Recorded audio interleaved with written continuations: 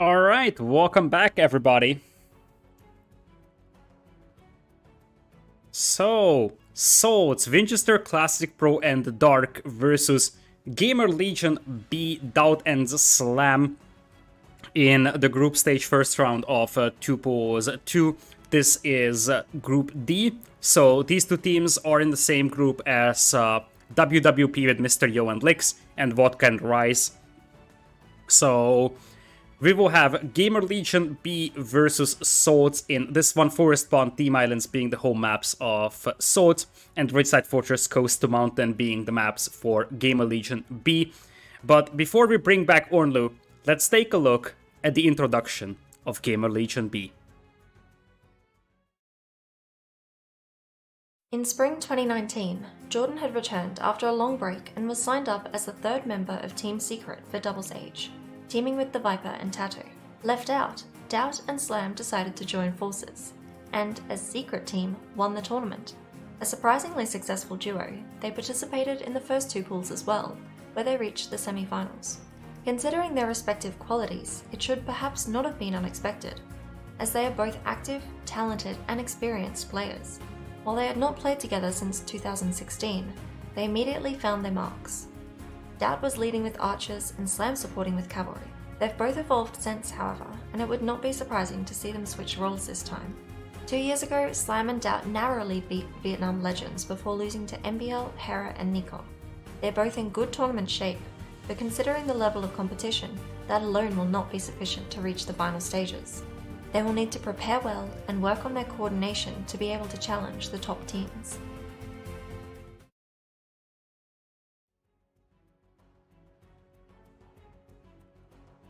Alrighty, so it is a time to get back for Ornlu. So welcome back, Ornlu, to the show. Gamer Legion B versus Swords. Let's talk about these drafts for a moment.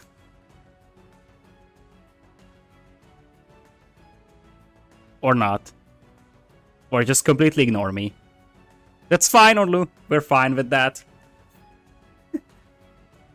Ornlu may not be back completely, or we just can't hear him.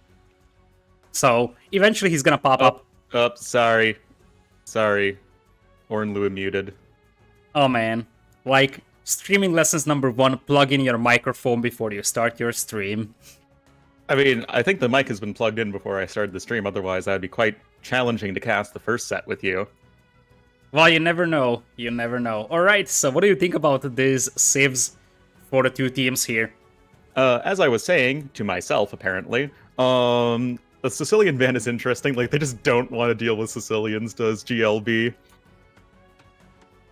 Yeah, it's interesting. Like, the thing is that sometimes you can actually just ban civilizations because you don't want them in your second pool. That's something that you have to consider, right? That Oh, yeah. if you don't want a certain civ given to you, you can ban that civ as well. So there is a lot of layers of this mind game. You can't just ban good civs that you don't want your opponent to take. You can also ban bad civilization that you don't want to receive. And it looks like Burgundians will be left out of the party today.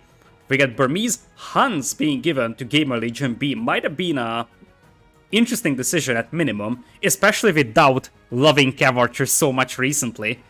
And it looks like, to me, I'm actually curious about your opinion on this before we jump into game number 1. Do you think that the overall game plan for Swords was to overload GL with cavalry civs, if you take a look at that? Spanish, Franks, Lithuanians, all three of those are strong cavalry civs. Obviously Mongols and Vikings aren't, but you give them Teutons, Persians, Huns, hoping that you will have some matchups where they don't have a good archer civ, although Huns can be a very decent archer civ, but... I feel like if you look at the maps, for RF, you don't really need like a generic archer civ. You can just go with like Spanish.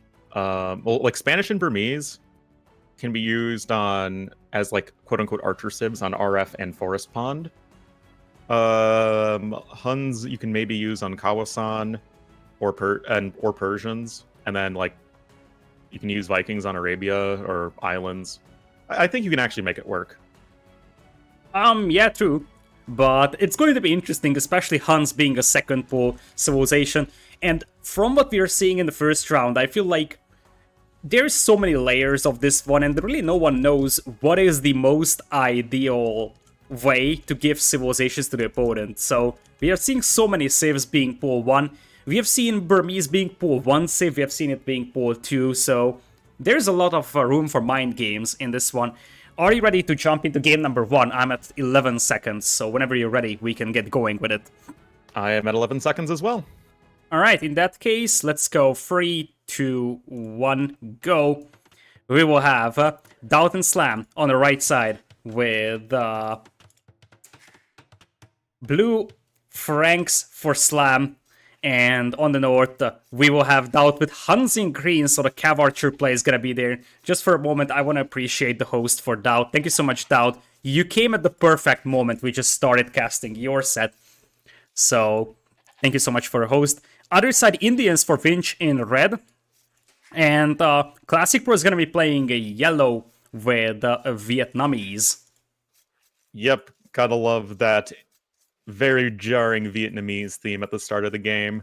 But yeah, looking at these two teams, I assume you favor DauT+Slam, but I feel like this could be like a really close set. This could be extremely close. I feel like if you just look at the experience of these teams together, DauT+Slam should have a massive advantage. But I mean, for the last half of a year or so, we have been talking about how much Vinchester has improved in tournament performance, how much ClassicPro has improved in Red Bulls. And so, if you remember Hidden Cup performance, he has had some crazy sets as well against the Suomi players.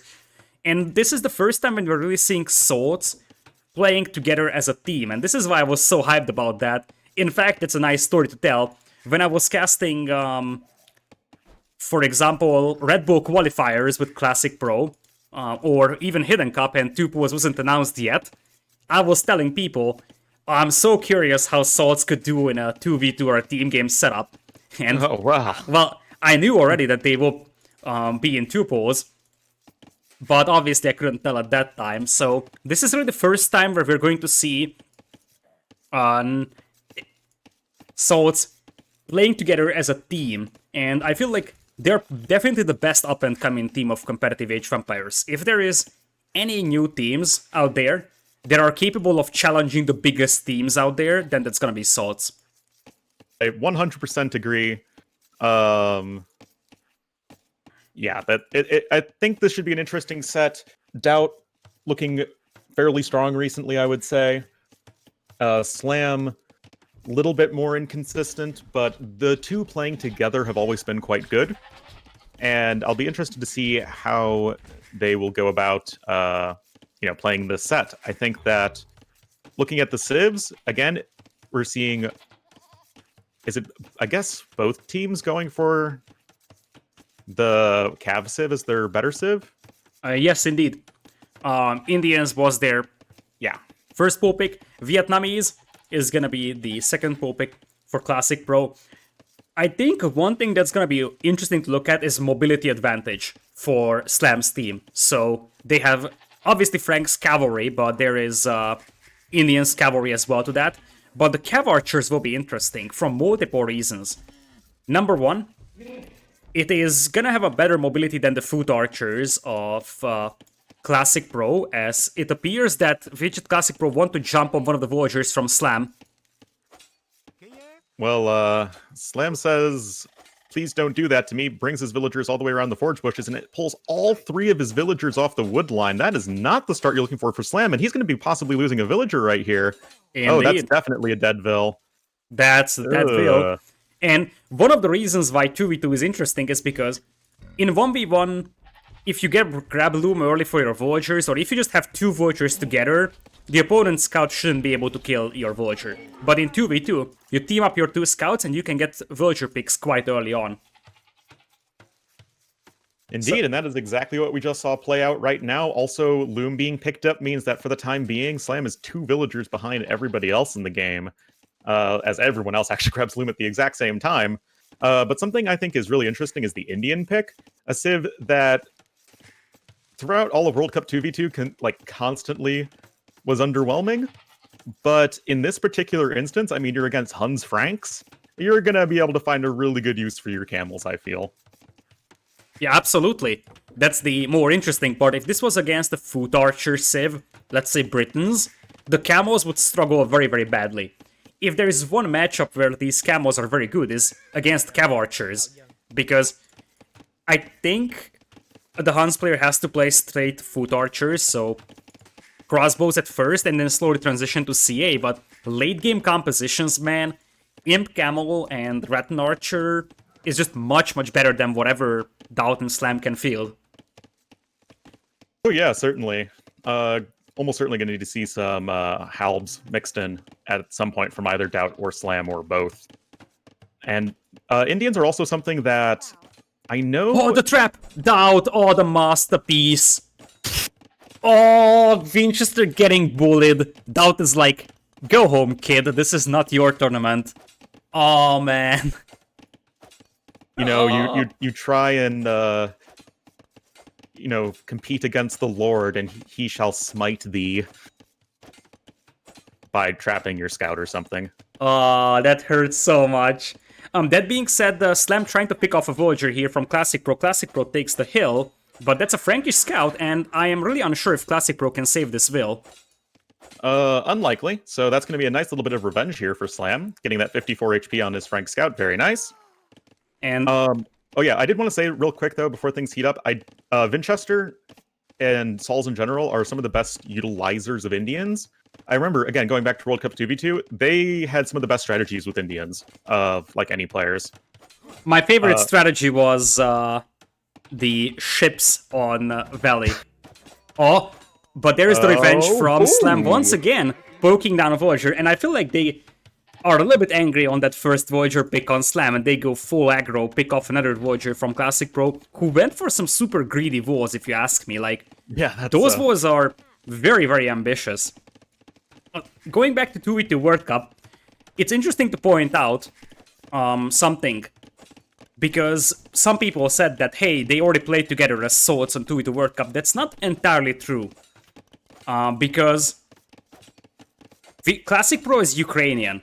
The two players that played together were Vinchester and Dark in 2v2 World Cup, and Dark is definitely a weaker player than Classic Pro in this one, so we haven't seen Vinchester and Classic Pro playing together in 2v2 events so far, or at least not recently.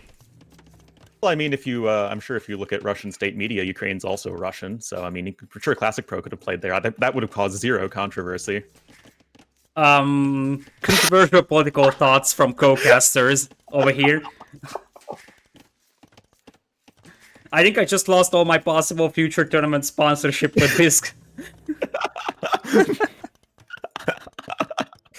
Oh, man. Okay, I'll have to take 5 minutes off and check if I have broken any Twitch guidelines, and I should start messaging people that they shouldn't ban me off Twitch for this. See, Lita, your chat thought it was funny, and that's what really counts. Alright, so we got scouts coming in for Vinch, but Slam is fully Void. What's more problematic for Classic Pro is that his Vows are so big and so greedy. It kind of seems like they want to team Vol, but this just allows Slam to run around inside the base of Classic Pro here. Yeah, definitely. I think you're spot on with that. These walls are way too ambitious if they're not team walls, and they're not, and it just feels like such a waste. And, well, right now, Classic Pro is just kind of getting pulled apart by the GLB members. Yeah, I feel like the biggest problem is that this wasn't needed for Classic Pro. He doesn't have a good base layout, but for example, the Vows on the right side could have been a little bit more conservative. And on the left, he could also have just gone for, like, instead of voling to that low pond, he could have just started voling towards his stone mine instead. Yeah, certainly. On the other side, we have Vinch going with trying to go do a counterattack onto Slam, but Slam is pretty comfy cozy at home. Don't really think we'll be seeing too much more damage taken before Castle Age. Well, I say that, and the scouts seem to have some potential here. Yeah, definitely dive in on that. At least take down the archers. Yeah, this is a very good fight for Slam, and I was about to ask you that, shouldn't Vinchester just pull back his scout to help his teammate? Because Vinchester scouts aren't doing anything here, basically, that does damage to Slam, whereas Classic Pro would really be happy to see, like, 5 scouts from his teammate helping out that. Also worth noting that Slam is sort of delaying 2 players right now. So Vinchester is trying to get back to Slam's base, and Slam is also hitting Classic Pro left and right, whereas DauT is heading towards Vinchester's base right away. A second stable from Vinch super early. Oh, he queued up Castle Age already, so that's a fast castle from him. What's DauT up to? He only has 1 range. Is this some classic DauT greed? Because I was going to say that, like, a huge advantage of what Slam is doing is it's whittling down the archer numbers and preventing that big buildup. But he still actually has more archers than DauT, because DauT's just on 1 range and is probably just looking for a very fast Castle Age time. Actually, yeah, like 630 food in the bank to 85. It makes some sense to go for a faster Castle Age here, because you don't want to commit that much to crossbows against Vietnamese.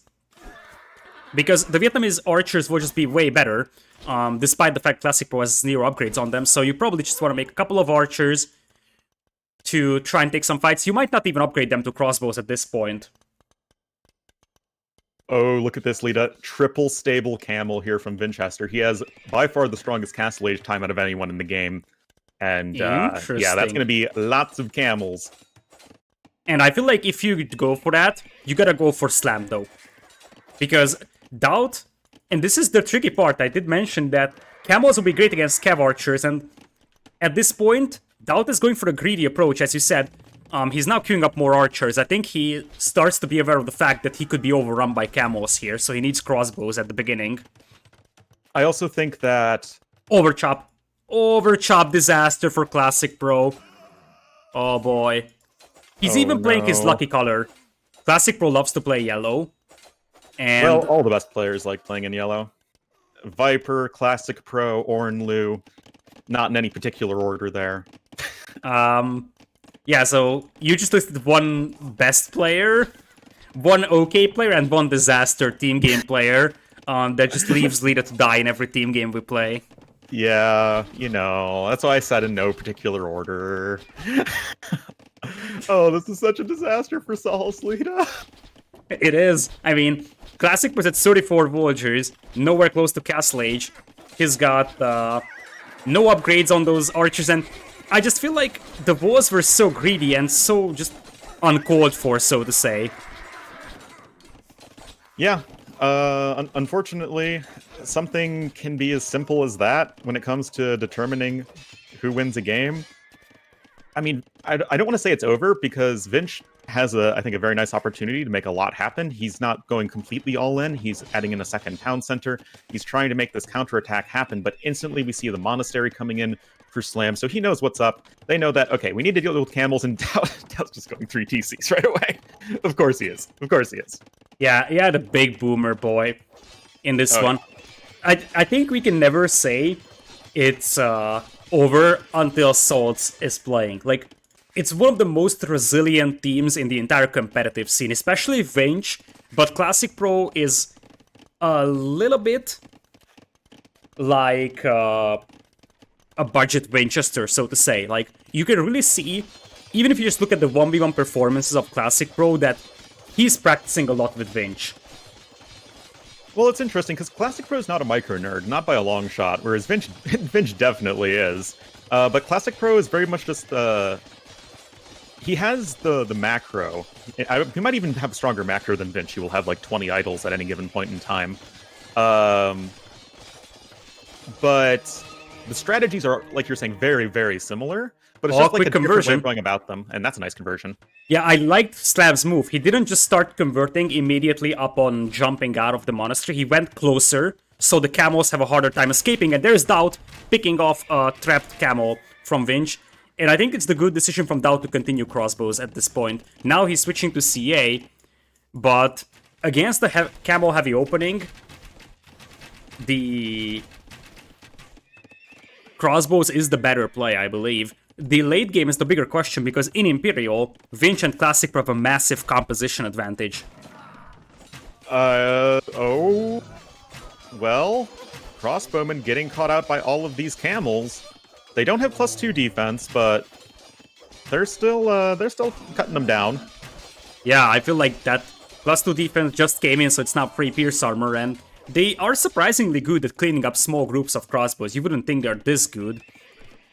Well, they just have so much health and speed that, you know, if you catch them, they'll cut through them.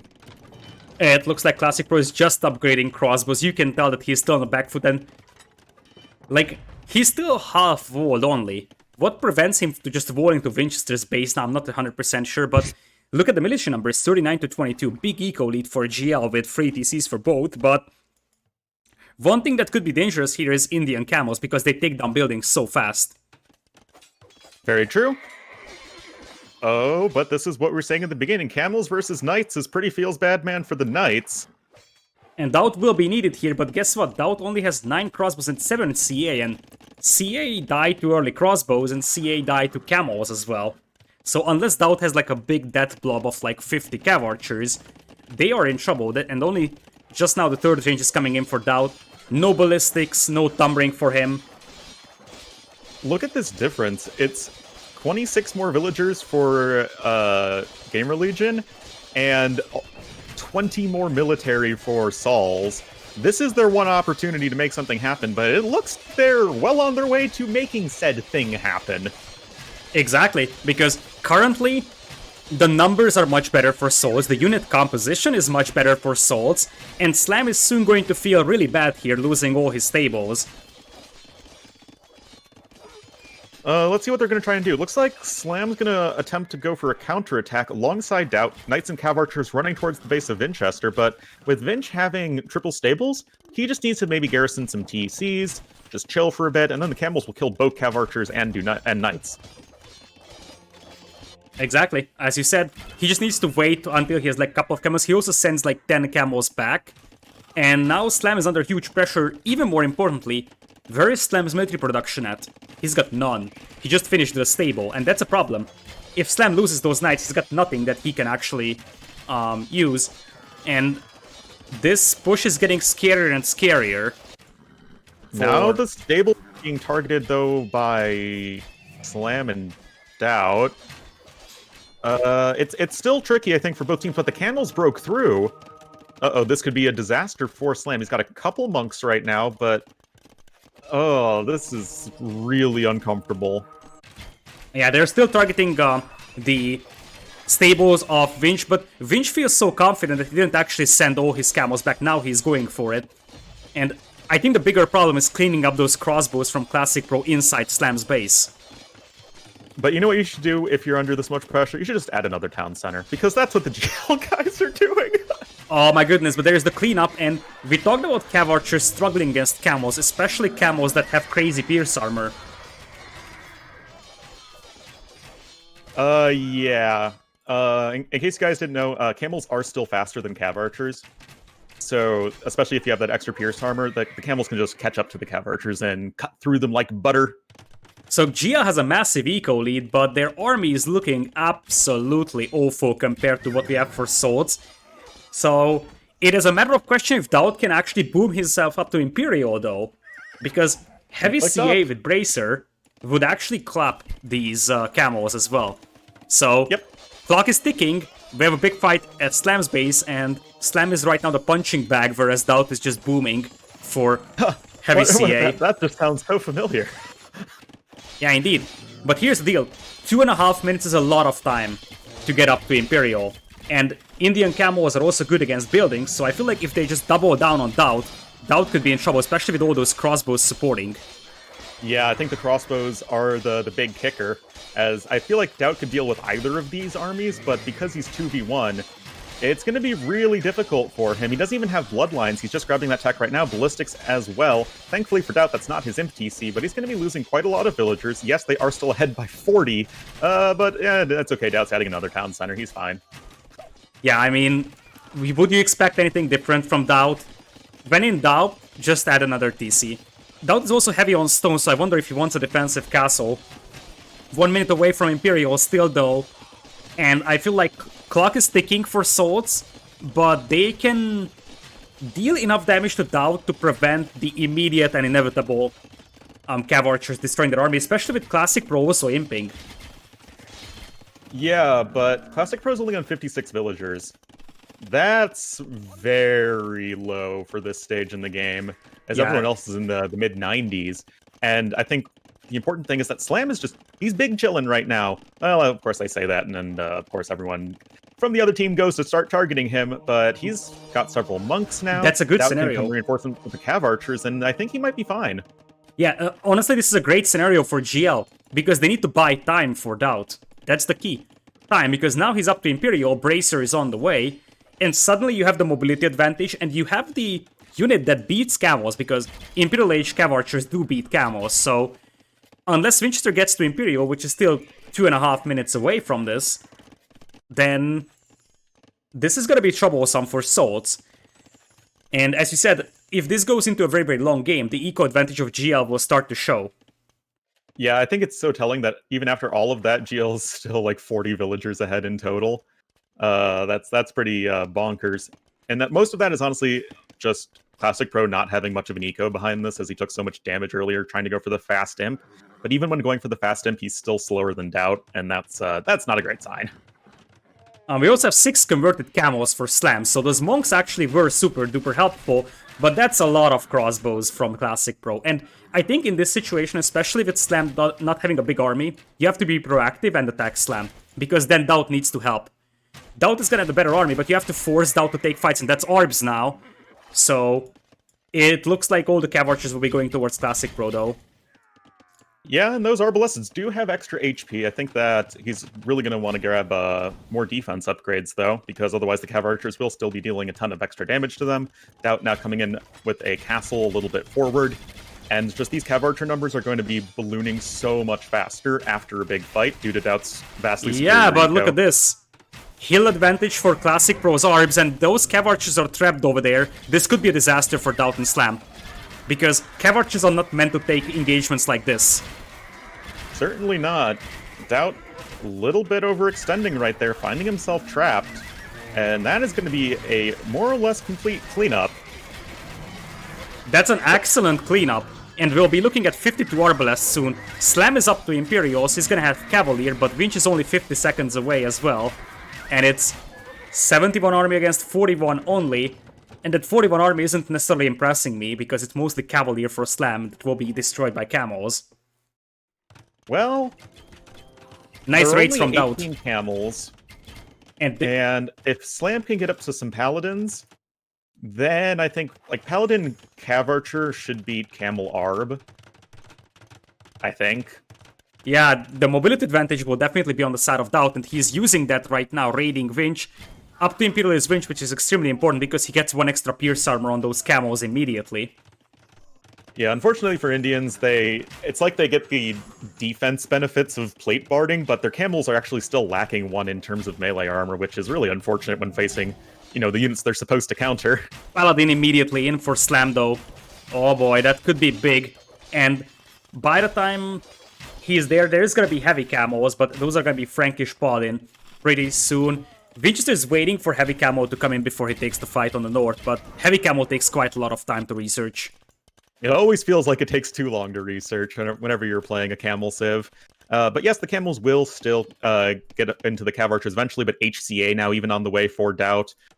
And he's just doing whatever he can to whittle down those numbers before their upgrades come in. And we talked about mobility. Right now, that's exactly what DauT+Slam is using. Mobility of the CA and Paladin, and the Arbalests are just slow catching up. And theoretically, Vietnamese should be beating, like Vietnamese, and Indians should be beating this unit composition, but mobility is a big factor. Indeed it is. Paladin creeping closer and closer to completion. And this actually could be very, very bad, because I only see 19 camels right now, and it's soon to be against like 28 paladins. Exactly. Now, they actually take a fight before Paladin upgrade, and the Arbs are also in a nice position here, so this may still be doable for Swords, but they need a lot more camels right now. You can start slinging in Imperial, so I might dare to say that Classic Pro could start slinging Winch here, because they need camels, like, right now. They do indeed, but it might be too little too late. I mean, they still actually have a massive numbers advantage, but where are those Arbalests? You have 50 Arbalests just wandering the map, looking for something to do. Oh no, now Chivalry's coming in as well. That's a late Chivalry, by the way, but still in time for the party, so to say. Camo numbers slowly increasing, but there is no Imp camo just yet for Vinch. And those Arbs need to be used for something. Anything. But marching left and right in the middle of the map is not going to be helpful either. I think the best thing to do would be potentially to counterattack DauT. Yeah, that's exactly what I was thinking. DauT, pretty exposed. I mean, it's kind of just how Huns are. And you could really work around those castles and get into DauT's eco, but at that point you're also making yourself incredibly exposed to just getting smashed by paladins and cav archers. And this might actually be a little too far gone. Exactly, with that 60 villager, DauT also finds an overchop on Vinchester's vote line, so Vinch is dropping in villagers very, very fast. And now it looks like the Paladins will sandwich all those Arbs, and that should be the game for DauT+Slam, I believe. Indeed, those Arbs will make a valiant last stand, but will all eventually die. And funnily enough, the Vols are still not finished for ClassicPro, so he went for some super greedy boss, but never finished it, and in retrospective, that was an awful decision, because he got hit so much. In Castle, look at that. DauT just microing the CA inside Vinchester's base, and at this point he will just keep spamming those, and it is 98 army against 55, 360 population against 260. Yep. Camels may still clean up these Cav Archers, but the Cav Archer's going to take the best trade they possibly can. DauT now going to be heavily slinging his teammate into more and more Paladins, and those aren't really going to have an answer as the camel number is still just too low. And GL already establishing trade as well. There is some efforts from ClassicPro and Vinch, but as you said, this might be too far gone. Could be the final fight right here. Cav Indeed, Archers 50 Paladins. I mean, there is 21 Imp camos on the field, but it's 50 Frankish Paladins, even though they're missing Blast Furnace. But there is also quite a lot of heavy CA. Yeah, the heavy CA support is so important here. Imp camels having less pierce armor than they used to makes them a lot more vulnerable. I mean, really, it's just like when they're worse than Saracen camels at defending against archers. Yeah, they are. And the next wave of Paladins should be able to finish this one off. It is 86 army compared to 32, a never-ending flood of Frankish Paladins across the map. ClassicPro glows the GG, and Gamer Legion winning a very, very back-and-forth game, so to say. Yeah. It was just one early decision just put the Souls guys in such an awkward position. Their mid-game aggression looked like it could be really getting something done, but just GLB doing an amazing job of just absorbing all of the pressure and still getting an amazing eco behind it. Yeah, indeed, and really, they didn't really get punished for booming that much, to be honest, because there was a moment where Vinchester and Slam, or Vinchester and ClassicPro felt like they would just destroy Slam, but they never really did that, so Slam pretty much got away with a free TC boom, with just a couple of knights on the field versus camos and crossbows. Never really got punished for that. Yeah, exactly. Still an interesting dynamic with the Civ matchup. That was pretty fun to see. And it was still a good game. Exactly. And that means that we're actually going for the home maps of Zolds over here. Team Islands, do they have Portuguese? They do not. I'm somewhat surprised they went for Italians first. And in Hidden Cup, both Souls members, in fact, all three of them, Vinchester, Dark, and ClassicPro, are players that went for the Faitoria play on Islands, even though on Team Islands in 2v2 that's less important because you have trade, but still, it looks like we have Italians for Team Islands for Souls. If Team Islands is the map,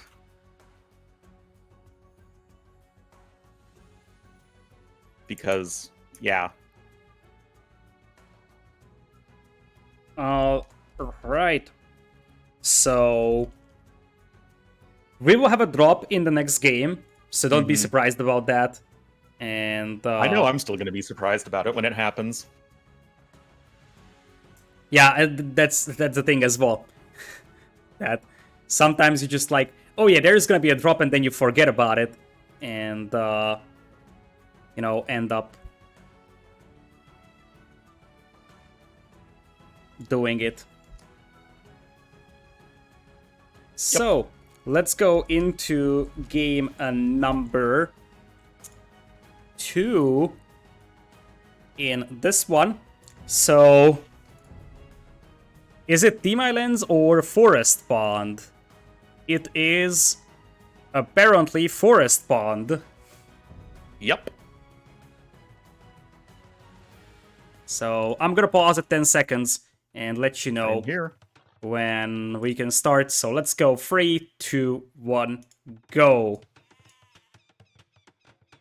Alrighty, so we got Gamer Legion B, DauT+Slam, playing on a map that Gamer Legion generally likes. So in 2+1, back then Team Secret, their two most commonly played home maps were Forest Pond and Cape of Storms. A place where Viper could do insane melee fish boom. Let's see what DauT+Slam plan over here. DauT will be playing Burmese in green, could be the land aggression with castle drop type of a play with a run-by. And his teammate is gonna be Lithuanians for Slam. He's gonna be fighting water, it seems like. Other side is Saracens for Vinci in red. Could be super versatile for this map with either galleys or potentially a fast castle crossbow play. Maybe Monk and Siege as well. And melee for ClassicPro. I actually prefer Vinchester and ClassicPro civs for the early game, but DauT+Slam feel a little bit more balanced for late game. I don't want to get people's hopes up, but this is actually a time where Mamelukes can shine. The only time in the world where Yeah, Mamelukes man. can shine. I mean, like, Mamelukes are insane against Lithuanians, and they're also insane against Burmese. Yeah, you're absolutely right. So, a bit of a lag spike with Capture Rage. Oh, But you all good? yeah, I'm all good. I'm at 240 right now. Okay, that is fine. So, what are we going to see? I guess if we're having Lithuanians and Malay fight for water, Lithuanians might have a little bit better food income early on because they can get the dock up faster, and indeed that's what we're seeing our blue player do just right now. But I wonder what Vinch is going to do. To me, that's the biggest wild card. Yeah, exactly. I feel like Vinchester can go in so many directions. He can fight for water. He can go aggressive with archers. He can go for fast castle with market potentially, go crossbows or monk and siege. There's so many things he can do. As ClassicPro is struggling a little bit with the deer push. Apparently, he's not having a good day so far. Like, the deer has been reset like twice. And one of the reasons why it's better to push through the gate using a sheep to keep it open is because the deer cannot go back completely. It's not an easy It's deer at least push a lot for him. more awkward to do so. So here's the deal. Even though Lithuanians can click up to feudal age faster, I feel like Malay is a nice counter to that because you will click up later, but you can get there still at the same time because of the Malay uptime bonus. So I like that quite a bit. And if you consider the fact that Malay sort of benefit from extra villagers as well because of the faster age up, the equals should be comparable between Lithuanians and Malay as well. I like that dock quite a bit for Stam though. Helps him pump out fire galleys a little bit easier to the middle of the map. And it also is closer to deep fish at the middle of the map. Yep, I saw that yesterday in the Dogao Miguel game. I think it was Miguel doing that. Yeah, that was really nice to see. That see players just taking those, little thoughts, I guess, making it a little bit more efficient. Alrighty, so it looks like Slam was trying to chase down Vinchester scouts, but then he gives up on this attempt for now. Game Allegiance of one villager lead, mostly coming from the fast dock of Lithuanian player. The other question is what DauT is gonna do, and I think the tricky thing on this map is balancing your waterland land spendings. If you overextend on water, you just get beaten on land, but if you actually go for too land heavy, your opponent will just win water and outboom you with fish. So this is extremely hard to balance. I would think that DauT would just go for good old-fashioned castle drop into a run-by though. Yeah, that seems like it's still probably going to be the best bet. Malay do have good monks to deal with that, and also good archers potentially. But the new Arambai are, like, they can just nuke archers if you're not prepared.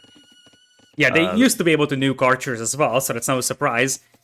Well, they're actually better now than they used to be. I think the bigger problem is that it is Classic Pro getting matched up against DauT, and that should be a skill advantage in the favor of DauT very heavily. Also, if it was Vinchester, Vinchester's Monk Micro is just much, much better. He's an experienced player when it comes to defending against such castle drop or unbuy plays from his arena experience. Indeed, and look at the second dock from Slam. I really like it. It's like right there in the middle of the map. So, with that, we have the fastest feudal age for our Malay player. Second dock just now coming in for him. I think that's going to be a little bit late for Classic Pro for his feudal timing, whereas Slam already has his second dock up.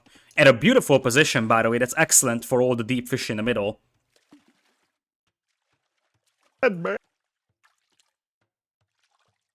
But... Oh, Vinch.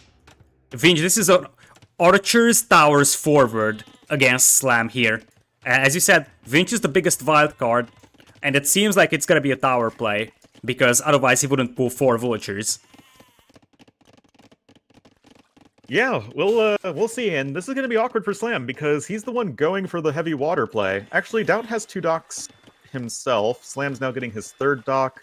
Uptimes are comparable between Malay and Lithuanians, like you were saying earlier. And DauT is going on water as well. That's not necessarily something that we expected. We expected an FC or unbuy play, but instead he's playing standard water just as much as Slam, which means that Classic Pro currently is 2v1 on water.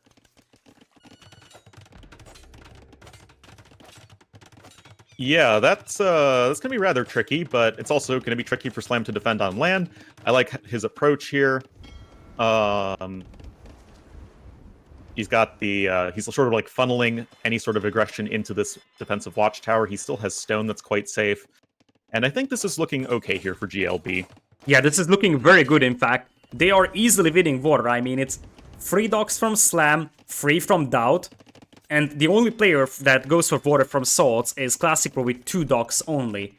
And unless Vinchester is able to do a lot of damage to Slam here, I feel like they would just lose water super duper easily, or they need some crazy demo hits. Yeah, something like that. Just, I guess, going for some more archers. Saracen archers are still going to be quite nice for taking down buildings. Slam just now going over to the stone.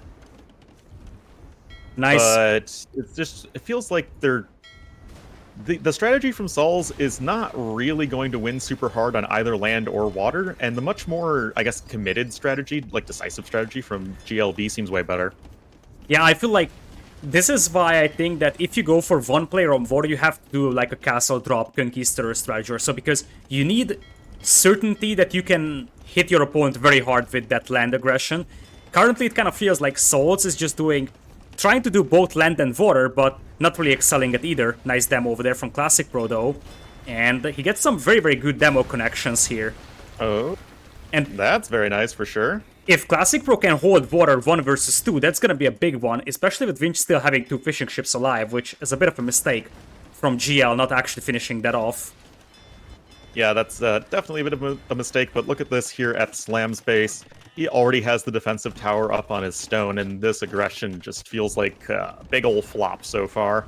Yeah, it's a big ol' flop, as you said. I feel like Vinch should consider bailing out on this and using a Saracen market to try and buy himself up.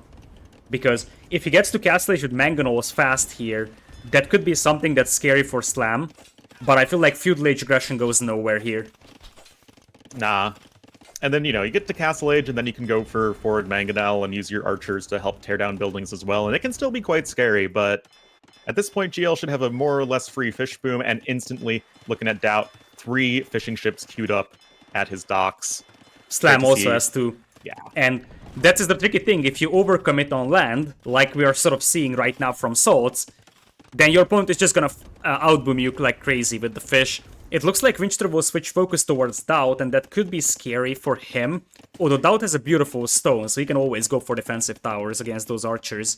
Oh yeah, his wood lines and stone are absolutely amazing at defending from aggression from the other side.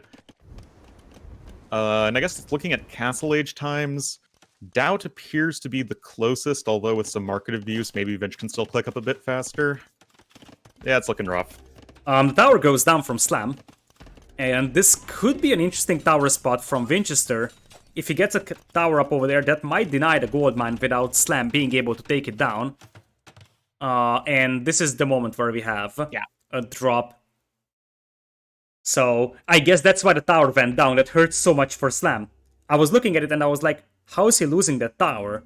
But yeah, I was really surprised by that. He probably just, you know,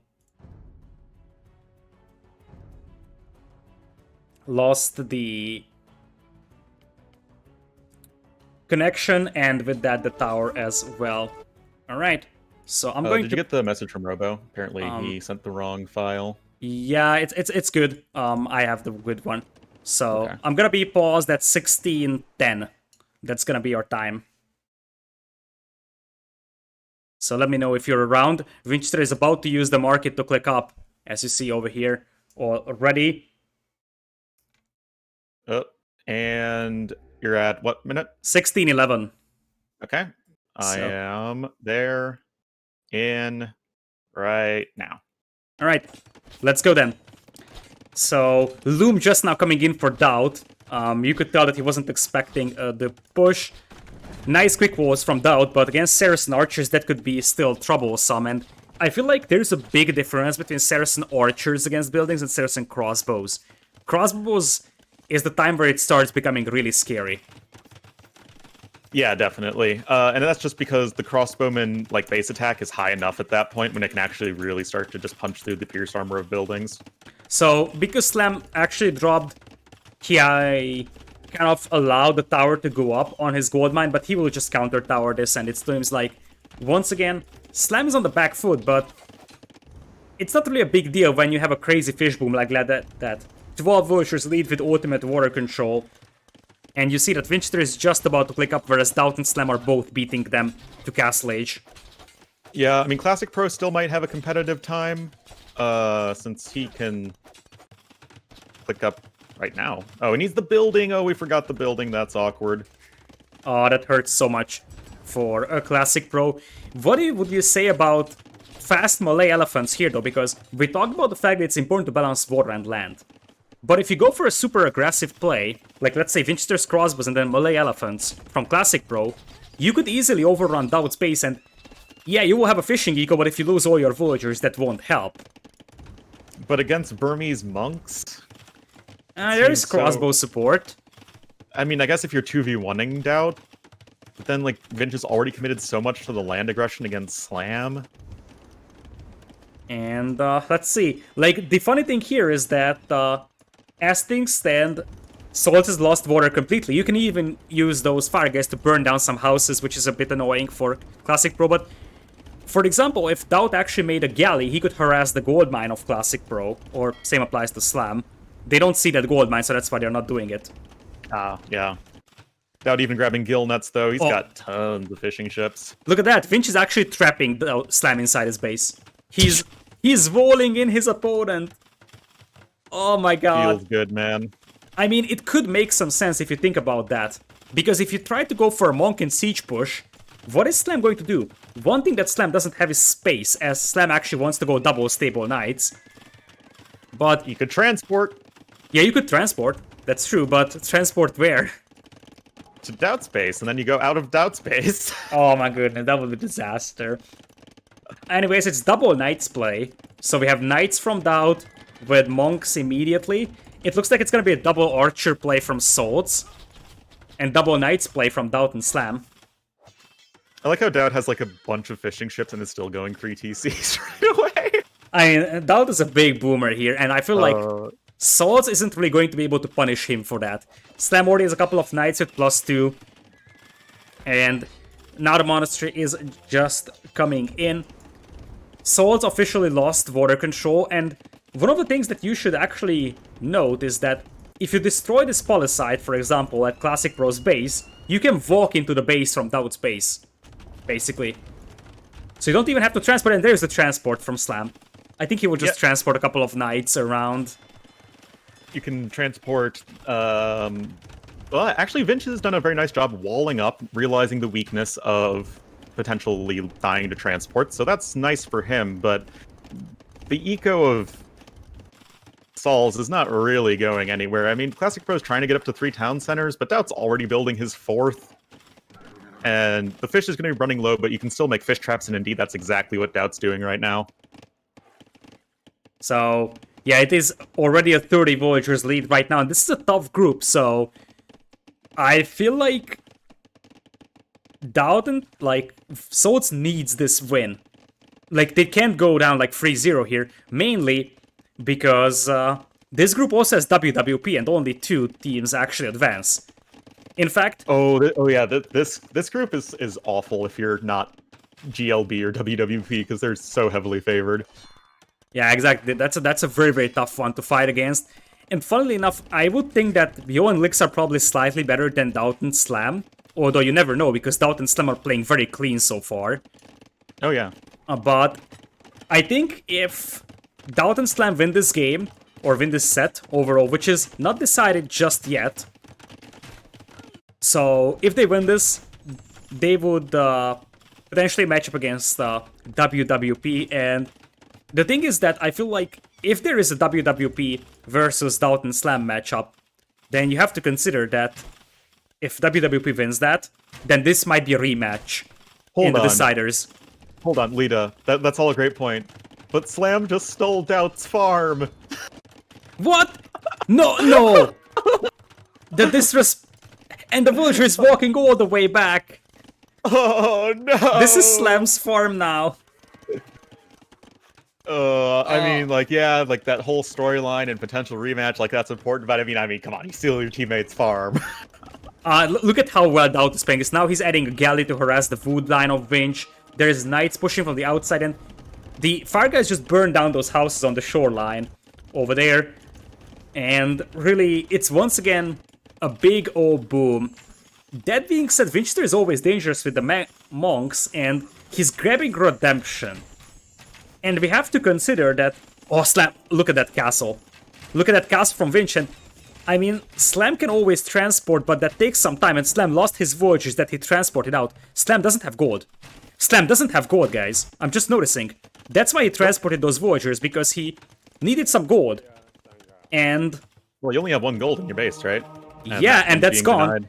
Now it is the mangonel getting deleted to avoid conversions. We might have spoken too soon. It looks like we have some good teamwork here. Slam transporting 2 knights from DauT inside the base of Vinchester, but Vinch has monks to defend here, and even though the eco lead is massively in favor of GL, now there is 2 more knights getting converted here by Vinch. Well, just one other one gets deleted. But if that castle goes up in the face of Slam, Slam could be in massive trouble. Look at this. Slam building a town center at DauT's place. I told you exactly this would happen. Oh man, now it's a run-by coming in from DauT. I think staggered formation Orbs could actually do magic here though, for ClassicPro. He's got 30 crossbows, and we might have spoken too soon because, yeah, Gia has a nice fishing eco, congratulations, but I feel like you're getting close to dying. Well, it is 16 military to 51. That is a rather sizable difference. It's not dissimilar to what we saw in game number 1, but the difference here is that their eco lead is not as good as it was back then. Like, back then they had, like, what, 30 more villagers, and now they only have, like, what, 16, 17? And way less army. Yeah, Slam is just trying to expand, but the thing is that he's relocating his eco, like literally evacuating his base. But here's the deal. If you have to relocate your eco, that's going to delay your game quite a bit. First to click up to Imperial will be DauT, but ClassicPro will actually beat him to Imp, and honestly, this is getting better and better. For our Warm Color team, they take over the score lead. As University and Monastery goes up for ClassicPro, he's gonna beat DauT into Imperial, he's gonna go Arbalest Bombard Cannon, and Slam won't have any military anytime soon. The crossbows commit by the TC, oh my goodness. Oh, well, Slam. That's a DauT Slam. For the time being. That's a DauT Slam. There is no ballistics for Vinchester, which helps a tiny bit, but now he is just running for the transports. It's like literal Titanic. You run for the transports to escape the sinking ship. Slam is down to 47 villagers, the lowest in the game. But DauT's on 112. And yes, he's going to be up a little bit slower than is Classic Pro, but he should be working towards a really, really strong army. That's absolutely true, but does that compensate a 1 versus 2? That's the bigger question. Especially if Slam dies, Vinchester could very well go back on water as he cleans up all those crosses, the manganol, and there is still quite a lot of villagers in that base. So well, I mean, Vinch isn't really contributing a whole lot at this point, right? Castle drop coming in here from DauT, but that shouldn't really go up, as Imperial Is it Age... going to be a castle of DauT? Potentially. It could very well be a castle of a DauT. There we go, so deleting it. And petards for Vinch. Vinch wants to petard rush that TC. Seems like overkill. I mean, he's going to kill it anyway. Yeah, but he needs to speed things up here, that's the thing. Especially with Slam repairing it, I mean... He will clean it up eventually, but... I mean... You can't take forever to clean it up, because as you said, DauT is booming away with this one. You have to finish off Slam here so you can 2v1 DauT. That's your only shot here. Yeah, Petard, here come the petards. Nice ground attack, but the TC does go down. And now it's Redemption Monks with no defense. Slam rushing up another TC. But, oh boy. Oh, look on the other side, Arbs versus the Arambai. I told you these guys nuke Arbs now, man. Oh, miss micro. That could be a game-losing move from Classic Pro. First thing you always do against Arambai is staggered formation. You never cluster up your units because Arambai just like onagers. At least he still has 11 onagers and or 11 11 Arbs. onagers. No, 11 Arbs and defensive castle, so he can slow this one down, whereas I'm not so sure Slam can slow this down here, and it's going to be an imp soon from Vinch too. I definitely think that Classic Pro did everything that he could to lose the game in that fight, but they might still have the advantage because Slam will soon have nowhere to go. I think Classic Pro honestly just didn't realize how good Arambai were in that situation. Because he was actually just trying to micro down the fight like normal. And yeah, clearly not enough experience against new Arambai in mass like that. But even old Arambai does the same thing. Well, it's not as like splash damagey. I think it was. I think it was even more splash damagey than right now. No, because they dealt half damage on missed shots. So mathematically, new Arambai deal more damage in like the area of effect thingy. Anyways, it looks like DauT is gonna get a castle up on the south to try and trap down Vinchester's castle and save his teammate. But if he does that, he leaves his north open, and that's the problem. It's 1v2 right now. And DauT either helps Slam try to clean this one up, as Vinch is making knights on the opponent's stable. Manganol's getting a nice ground attack in. Not bad at all. In fact, it's very, very good. Like, that many Arambai going down for the value that Vinchester lost was extremely good.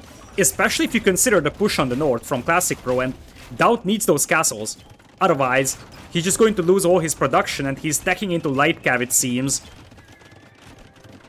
That should be very strong, as we also have skirmishers now coming in here from Classic Pro. But he needs time. Yeah, and time is not there. And even though yet. Slam is gonna be safe, and Slam is 79 villagers, so I guess they save Slam from complete annihilation. Very nice defense overall from Slam, not dying to this one. Arambai once again charging. Here we go again! But now, there's the staggered formation. Now you respect it. Yeah, exactly. And if you look at the army numbers, it's 29 Arambai, but soon DauT will be down to 2 castles, and Slam will need some time to recover from this one, and Vinch is imping himself into Arbalest. DauT will have +4 defense light cav momentarily, and that could be just enough of a meat shield, as Arambai Hussar is like an insanely good combo. This feels like it's anyone's game still. Could be, but I think Swords has the momentum. That's the key thing. If GL can stall this out for about 5-6 minutes game time, staggered formation once again missing from Classic Pro, you just gotta be very careful, because Classic Pro has to be the one finishing off DauT here now to really use that momentum. Oh, DauT throwing away so many light cav for free! Oh, he lost like 6 or 7 light cav for free, and he needs every last one just to provide as much of a meat shield, especially against the skirmishers. And Vinch is coming in with the monks, and I mean, those are Omega monks now, with block printing, converting quite a lot of those Arambai. And DauT is down to 29 Arambai, which still seems scary, but if you consider the fact that his base is getting pushed pretty hard, suddenly it's not that great. And it's about momentum, especially with DauT getting forced away from that gold mine. They just don't have anywhere to go right now. Only to the far west of the map, and that doesn't really have a ton of resources for you. Forward castle now incoming here from ClassicPro. He has a big army, but in comes the army of DauT. And, uh-oh, this could be a bit of an issue for ClassicPro. Like I said, those light cav are just so important when it comes to tanking that skirmisher But fire. is it enough? All the bombards go down. And yeah, the siege will go down, but I feel like this may still be worth for ClassicPro, because this is everything that DauT has. And it just merely slows down ClassicPro, and now remember, DauT pulled all his Arambai from the right, and look at what Slam is suffering from now. So, DauT had to use everything he has to slow this down, and he wasn't able to completely annihilate that army. Whereas, now Slam is getting destroyed by orbs, and now Slam is dying. Oh yeah, Slam is well on his way to dying. But I think the important thing there for DauT was just delaying ClassicPro's army, because he's still going to ultimately getting to a better army composition. We're seeing this play out right now as the Arambai and Light Cav charging in. Again, denying this castle. Military counts are looking pretty even, as are the villager counts. Look at Slam's mass migration, there is nowhere to go, man. That feels so sad. The villagers are trying to run, but there is nowhere to go, and he's desperately stonewalling in the vales there. Stonewall! This is like Titanic, you know, just leaving the lifeboats. Yeah, exactly. Before they're even full. Oh man, and Saracen Orbs just gets through those walls so easy, and I feel like... Lita, on the left side, the Arbalests are all getting attacked by these light cav. You could jump into the castle, but once again, no staggered formation, and the Arambai are just once again annihilating that entire army. If Souls loses this game, that's gonna be about ClassicPro's unit control, to be honest. I mean, honestly, that just sped up the process that was already happening, but yeah, that was not great micro from ClassicPro. Like I said, he's not a micro nerd like Vinchester. That's dark. It looks like we're gonna have Halberdiers now coming in, but they're not necessarily amazing against Arambai, neither against Skirms. Slam eventually deleted his dock, so that he's able to escape with the villagers. But now he can't, he can still drop off the fish trap food. Yeah, he can still drop it off because he's got a dog, but obviously this is very inefficient fishing over here. But now Vinch is pushing the right side with heavy camos, and numbers are still awfully close, but I think the problem is that DauT just doesn't have the population space to fight both sides efficiently, because with a Arambai you need like 20-25 in one group to be efficient. So I'm not sure if he's capable of fighting a two-side war. Not well, certainly. Especially since he doesn't have all of his upgrades that he would want. He doesn't have Hussar, he doesn't have Blast Furnace. Both of those are going to be quite important upgrades. Is still going to be buying some time, but now we have heavy camels coming in from our Saracen player. And like I said in the very beginning of the game, yes, Mamelukes are amazing against these sorts of compositions from Lithuanians and Burmese, but still, Camel's going to be doing the job well as well. Yeah, the army numbers are still crazy good for Game Legion. No trade from Souls. I feel like they should think about establishing trade now, because it seems like this could stall out for a late game. They have a massive lead right now, and this will be the moment where you start trying to deny the corners from GL, because GL's gonna be starving for gold soon. Well, the thing with DauT is that he's doing a fairly good job of keeping his Arambai alive, so that the units he's losing are mostly just light cav, which are fairly affordable, all things considered. Yeah, absolutely. There's Zealotry coming in, though. Siege Engineers, Iron Casting, Two-Man Saw, and Vinch is really coming online at this point with Saracen late game, and that should be almost impossible to deal with. Yeah, Zealotry heavy cannons will be crazy. Slam going into Imperial just now. Nice move from DauT to save all three of those traps were weak, but now he's charging into Halberdiers with light cav, and DauT's team calls it. Not sure what was the trigger to that, though. Perhaps they're seeing the, it was probably seeing all the heavy camels. Yeah, could be. Like, they probably see the Zealotry coming in. Or maybe DauT looked at this castle and said, I can't keep this one up now, because he's got 3 villagers repairing. That's 2 bombard cannons, so this castle almost guaranteed goes down. And the skirm's also getting sandwiched. It was interesting timing for his GG, that's for sure, because there wasn't really anything that would have been going that much badly for GL in the last 1 minute or so. I mean, they were on the back foot, but they went back foot even 15 minutes ago as well. Well, I think regardless of the specific trigger to call it, I think it was pretty appropriate at that point. They were down by almost 100 population in total, and they're rapidly running out of space, and they're running out of the army composition advantage. And well done there from ClassicPro and Vinchester. It was not looking good for them. I do think that the tower going down from Slam could have been one of the biggest deciding factors. Yeah, exactly. In fact, it was a deciding factor. It's very unfortunate that there was a drop, but yeah, that's unfortunately just part of the game. We can't do anything with that. So the best thing that can be done is save and restore, and that was done over there. Still, it is important to note that indeed DauT went for a run by, but DauT wasn't really able to kill ClassicPro either. So DauT would have had the chance, I think. Especially when he destroyed that early army, there was a moment where if DauT had a little bit more momentum with Siege, this could have been troublesome for ClassicPro. But at the end, Souls takes game number 2, so we're not going to have a 3-0 here, thankfully. That's always nice. I certainly feel like DauT+Slam play a lot more confident. So that's a massive positive from them. But Souls has the ability, but I think I expected a little bit more from Souls. They are not as dominant as you would have thought. Like, I would have expected them to be a little bit better in terms of execution, probably. It might just be a little bit of a rust or tournament stress, we don't really know that, but I think I have seen these Souls players executing things better recently. Well, they're also up against one of the best teams in the event. Yeah, that's totally true. DauT+Slam is not a team that you should sleep on. And with that, I think we are good to go on GLB versus Souls game number 3. Don't forget, guys, that every subscriber at the end of the tournament will add $1 to the prize pool of the event. As well. Did you get Robo's additional message?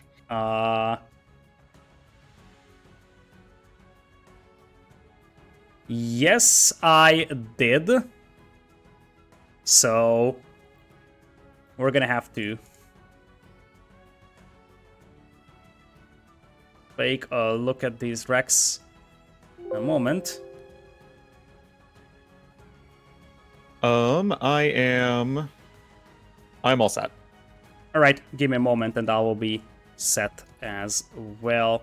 So that's fine. You were doing your chatting about the tournament and stuff, so I was just taking the opportunity to get everything set up. Yeah, absolutely. I gotta sell out, man. Oh yeah. No, it's not selling out if it's your own product. I mean, yeah, that's totally true as well. All right.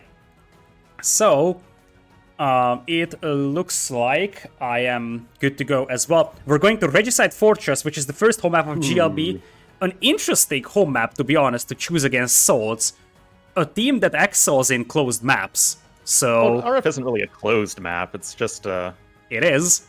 It's not arena, but it is definitely a closed map. I am paused at 20 seconds right now. 20 seconds. I guess I'll catch up the last 10 seconds. All right. All right. I'm ready. All right. 3, 2, 1. Let's go. Ah, Capture Age, what are you doing? Capture just turned to light speed immediately. So yeah, that can happen. It looks like I am at 1 minute right now. I'm gonna pause there so you can catch up. Okie dokie. Okay, I'm at exactly 1 minute. All right, let's go. It is hard to synchronize players or synchronize commentators with Capture Age, but without any further ado, we're going to have DauT+Slam on the right side playing as a Spanish in blue for Slam. We'll have Turks for DauT in green, so the unique unit combo strikes. And once again, DauT with the Cav Archer Civ, because late game it's gonna be Cav Archer Paladin most likely. Other side, a Bulgarian pick from Vinchester, somewhat unconventional, but this might be like a crazy eco boom for him with the cheaper TCs on Stone Cost. And Kumans for ClassicPro. Now, this is something to talk about. ClassicPro had one of the most impressive builds ever I have seen in Right Side Fortress in the qualifiers. Against Bling and Hellis, Classic Pro went for a 2TC boom into a fast imp, and it was like a surgical precision. It was like a super duper fast imp with like 60, 70 voyages behind it.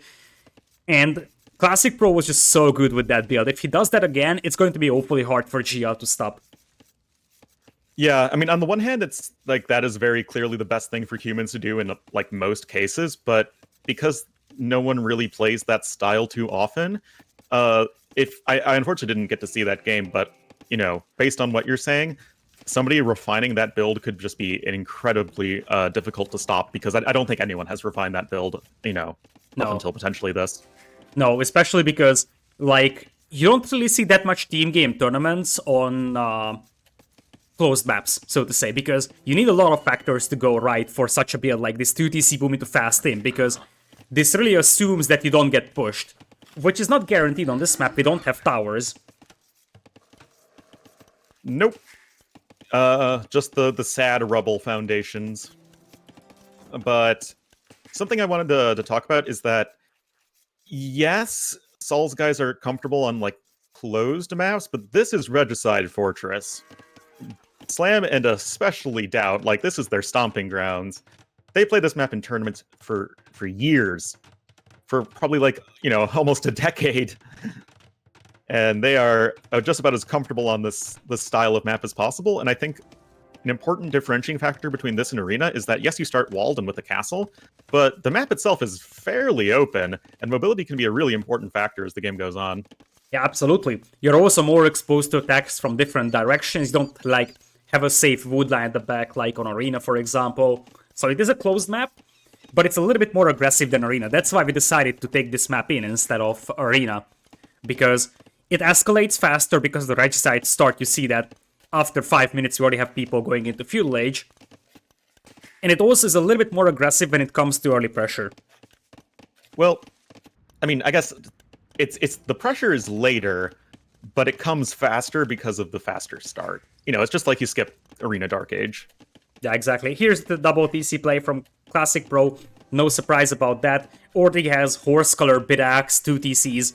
As I said, as much as we were sort of bashing Classic Pro for some sloppy executions with the Archer micro previous game and then some sloppy moves in the first game as well, so far this build has been super clean from him. 2 seconds TC idle time with double TC Horse Colored Bit Axes. It's not an easy thing to pull off. No, Cumans are a very difficult civ to play correctly, in part because you're kind of stuck going for one kind of risky strategy. But on this map, it's obviously not very risky at all, and you're going to be having a better economy than almost all civs. Like, the only civs that can really keep up with you economically is going to be something like a Khmer or Chinese or maybe Vikings or something.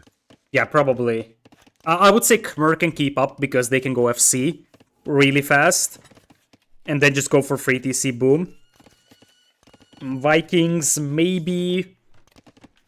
But I'm not sure Slavs, if Vikings... maybe. Yeah, you start with the farm. Yeah, Slavs could be an idea too, but I think that Kumans definitely have a top 5 eco on this map. I don't remember when they picked this civilization first, but I can actually look it up real quick, because I would think that they really want to have this civ, and it's their 3rd overall pick, so after Italians and Chinese.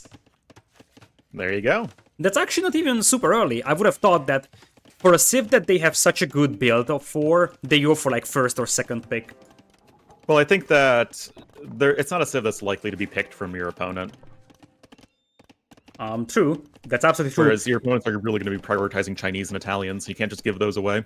And here's the interesting duality. I think in the previous set we have seen Kumas being a poor 2 civ, and that's why it's so interesting to look at these drafts, because with the type of maps we have and overall, it's not like you just give bad civs to the opponent. Everybody's like, okay, why is it so hard? You just give bad civs to the opponent. But it's really about how do you define a bad civ. There is no thing like a bad civ. It's about how do you use those civs that you're not really used to using in team game tournaments. Yep, that's exactly it. It's the balance has just gotten to the point when we're aware that there really aren't any bad civs in general, except for, you know, the 2 new civs. But other than those guys, there are no bad civs. They all Yeah, have their situations where they excel, and you can find most of those situations on at least some map in this tournament. yeah. The thing is that in two polls, one, I remember that there were some very, very bad civs, namely Khmer, Vietnamese. Those were two worst civs in H1 Pers 2 at that time, and then Turks. Every time you could see Khmer and Vietnamese being given to the opponent first. Yeah. Exactly, so that just makes the whole dynamic here a lot more interesting. But now that we have arrived at the age of the castle, what do you think about the accompaniments to humans? We talked a lot about humans. Spanish Turks just seems like really standard. Okay, I thought DauT would be going Cav Archer, so it's going to be Conks plus Janissaries. Okay. Oh. I like that to a certain extent. There is no tower, so you can definitely apply pressure on Woodlands, for example. Not necessarily a fan of Conquistadors, because they have a limited range, but I really like Janissaries overall. Because the Jennies, 8 range is not something that you should underestimate. 8 range in Castle Age is just the magic number. You outrange all the important stuff, i.e. generic crossbowmen, skirmishers, and mangonels, and scorpions. Yeah, you outrange everything but Britain crossbows and Khmer scorpions, I believe. And monks. Yeah, monks. And Those other things. Lithuanian TCs with hill forts. Well, also, you know, like war galleys. Yeah, but I feel like it's not really important to be able to outrange war galleys with Janissaries. Well, I mean, I've had games where I've used Janissaries against ships on Nomad. And did you win? Yes, but not because of that. If I recall correctly, it was a little while ago. Alright, so here's the deal. That gold mine is gone for Vinchester, so Janissary is coming in clutch here, and this is why we actually moved towers from Regicide Fortress. Look at these positions of those rubbles. Those would have been towers. And if there was a tower here, it wouldn't be possible for DauT+Slam to do this, and it looks like they're going for a full aggro play here. I was waiting for a team to finally go for something like this, because I did mention that this is a more aggressive version of Regifortress, and a seemingly insignificant change of removing towers adds a lot, because it allows you to go for much more aggressive plays, and DauT actually commits to Janissaries and Rams. Yeah, this is really interesting because these are two guys you would really expect to go for a long game on this map, especially with a civ like Turks and Spanish, who are both amazing in late game, whereas Bulgarians and humans, not anywhere near as much. Yeah, absolutely, and I like this Janissary ramp push over here. One of my favorite unique units overall, the Janissaries, but this is gonna be awfully hard for Vinch to stop, because the Janis can just stay outside of the range of the TC and pick off villagers that are trying to kill Rams. How do you even stop this? And, I mean, ClassicPro is making Kipchak, but Kipchak are really fragile without bloodlines, he's just carrying bloodlines. And Krepost coming in from Vinch, that's a nice reaction though. Krepost, if he has fletching, actually has the same range as Janis, but he needs fletching. Yeah, but that's not hard to do, especially with Bulgarians. It's just 50 food, 50 gold, and researches really quickly. And that is, of course, just the magic of this civilization. Kind of weird when it comes to defenses because you don't have fortified walls, but the Kreposts can just be so clutch in mid-game when it comes to defending. But just look at DauT. I mean, it's one thing he's going for a Janissary and Ram push.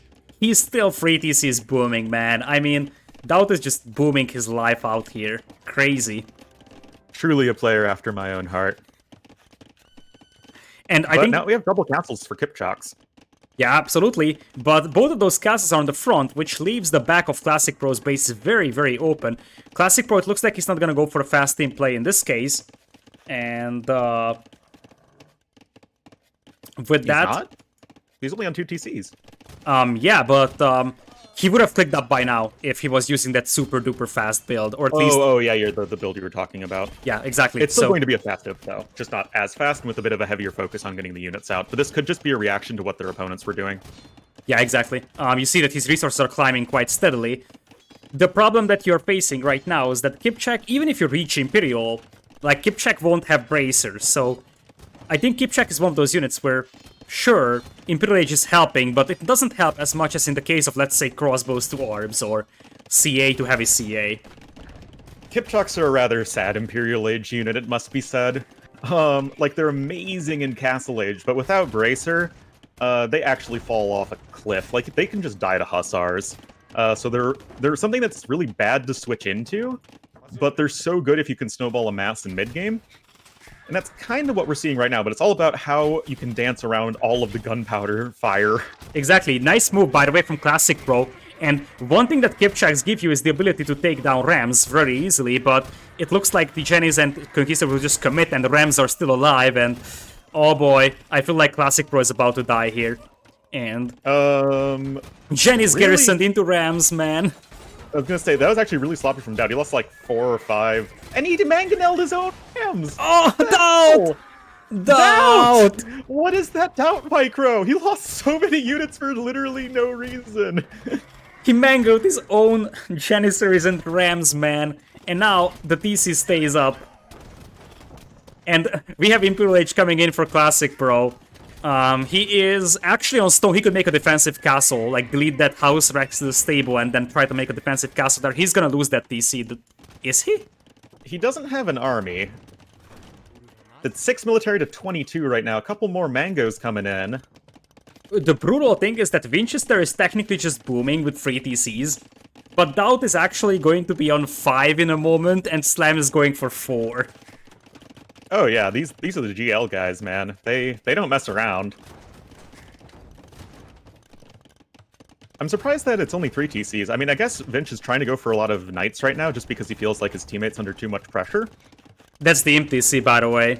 That's the Imp TC under fire, and now the Kipchucks will have to commit. That's the Imp TC. It's the only TC that's complete. I mean, the second one just now finished. Oh man, I mean, this is... I feel like after seeing this game, the opposing teams will just ban Ridgeside Fortress against DauT+Slam, because, I mean, with all this aggression, Mangonels, which are expensive, Janissaries, Conquistadors, they still have 4 and 5 TC boom, man. Yeah, that's why I said, like, I would never want to go against anyone on GL on this map. They clean it up, congratulations, but now GL has 24 Fortress lead. And those are +2 defense. Yeah. Well, now's the time to shine for ClassicPro with the 5 Kipchak that he has. We have Imperial Age coming in for Slam, and I think that's gonna be just straight Paladin.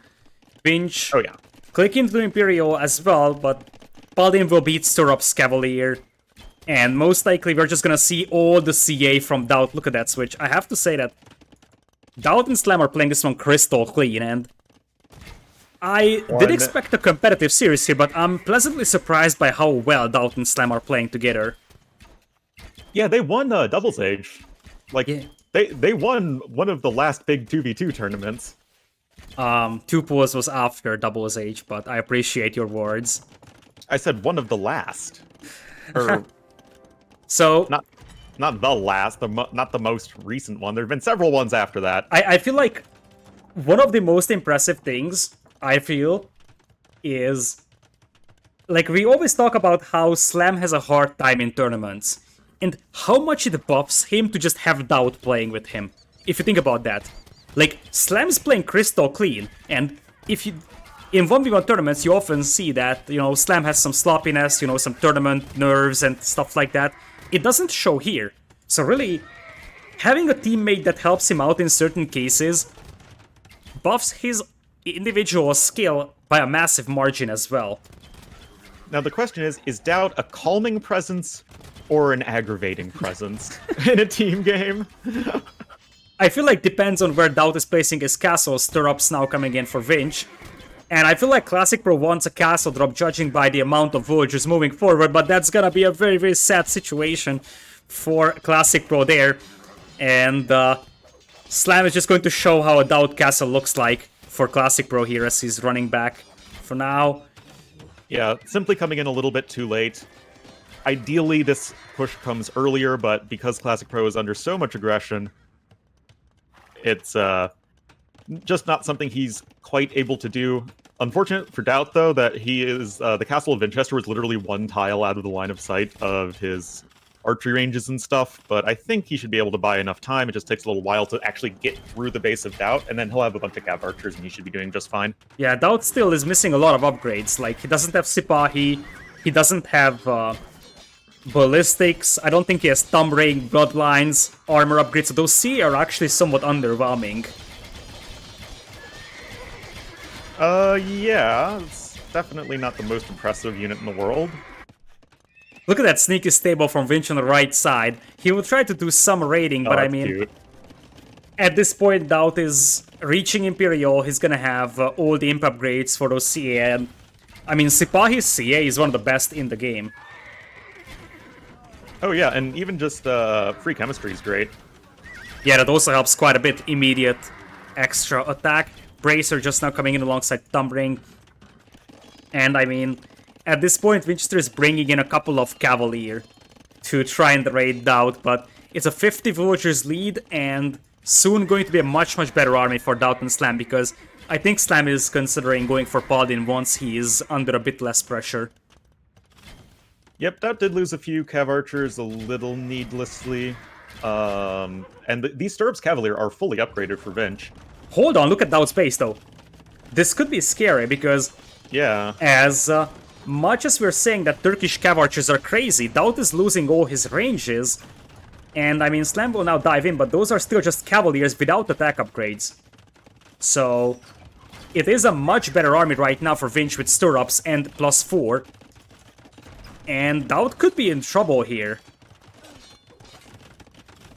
Yeah, it's not over yet. We might have spoken too soon here. This should still be a game for DauT+Slam, but this is not over just yet. Vinch loses the traps to the Cavalier, but Paladin is still 2 minutes away, and Slam is going to lose all his cavalry here. Now, cav archers with Sipahis in, but they might actually get trapped in here. Yeah, heavy cav archer is almost in. Still quite a good amount of them left alive, but the blue horsey numbers are very low right now. Paladin's still a long ways off. And look at the right side, there is more Kipchak coming. Villager count isn't really great for ClassicPro, he needs to increase that, he's 91 villagers right now, but Salt is already setting up trade. And I feel like the raids that Vinchester is doing on DauT could be extremely important, so DauT has a lot of idle time on the right side. More importantly, only 14 on gold. Yeah, that's certainly not ideal, but the cav archer numbers for DauT are very steadily increasing. They got 100 HP right now. He's rounding out the rest of his defense upgrades, and yeah, now the Cavaliers are really starting to trade a bit poorly. And we don't really have any sort of transition from Vinch. No Siege coming in, no switch into Konix, which are going to be better than the Cavaliers in the long run. Yeah, indeed, as you said, without Rams, this isn't going to be enough for Vinch and ClassicPro, though, because that's a lot of Cav Archers now, and even numbers Cav Archers eat Kipchak. Like, Kipchak are just worse in every aspect of the game, especially if you're up against Sipahi's CA, and Slam only at 18 Cavalier, but Paladin is almost in. Yeah, now Paladin is almost in. Something I noticed, actually, is the Kipchak don't have the elite upgrade. I'll say that, and he starts researching it, but that could certainly help a bit. No ring archer armor in just yet for DauT, so it's still okay-ish, but now the trebbing has begun. Yeah, that castle has to stand for Vinch to stand a chance. That being said, the heavy cavalry is still in there, and Slam is just going for forging, so he's got Paladin, but he doesn't have attack upgrades that he's up against Stirrups Cavalier. Well, let's see if this can happen. GL actually has the larger army. And that's a lot of Paladin now. But nice choke point. DauT needs to read those walls to help Slam surround. Yes, I definitely agree with that. Man, yeah, it's just the Cavalier are going to be struggling so much against the heavy cav archers. Yeah, they do, but look, still, I mean, Vinchester is trying to raid their way back into the game, and ecos are dead even, but it's a pure unit composition lead now, because Kipchaks and Cavaliers are going to be way worse than heavy CA and Paladins, even with Stirrups. When Slam gets the attack upgrades, that's going to be a clear advantage for him as well. Unless we see Siege Rams from Vinch. ClassicPro can snipe the Trebuchet, buy him a little bit of time, but oh no, a bunch of Kipchaks getting melted near the base of ClassicPro. And these Paladins, they have nothing stopping them from just running right in and wrecking the eco of Sauls. Yeah, exactly. Like, they already have a trade set up, but It is just going to start kicking in, really. It's going to take like 3, 4, 5 minutes until they actually start benefiting from that. Ecos are still pretty close, but army numbers for Gamer Legion is actually getting better and better. And the Cav Archers scale much better than the Kipchak do. Oh yeah. Ring Archer armor now going to be coming in here for DauT. Going to be 6 Pierce armor and 100 HP on those guys. So yeah, as you said, unit retention is going to be extremely important, being able to keep your Cav Archers alive. Especially with DauT only having 6 on gold. That could be the only hope for Salts now that I see that. 6 on gold for DauT is not impressive, and Turks without gold will struggle badly. Trade just now being established by GL. And they do have Spanish trade, so that's going to be very, very helpful in the long run. But looks like it could be a big sandwich here. A Saul's sandwich, if you will. But sandwich for who? DauT is losing quite a lot of his Cav Archer numbers. I feel like this is a better fight for Salts. I don't like how DauT just straight up took the engagement when the Paladins were kind of just chasing some Kipchaks. Not a big fan of that at all. It still should be fine for them, though. Yeah, it's just flat out better composition for DauT+Slam, because they have better late game units, and if you just look at it, that's the main problem with Cumans and the Bulgarians in this map. They just don't have, especially Bulgarians is the problematic one.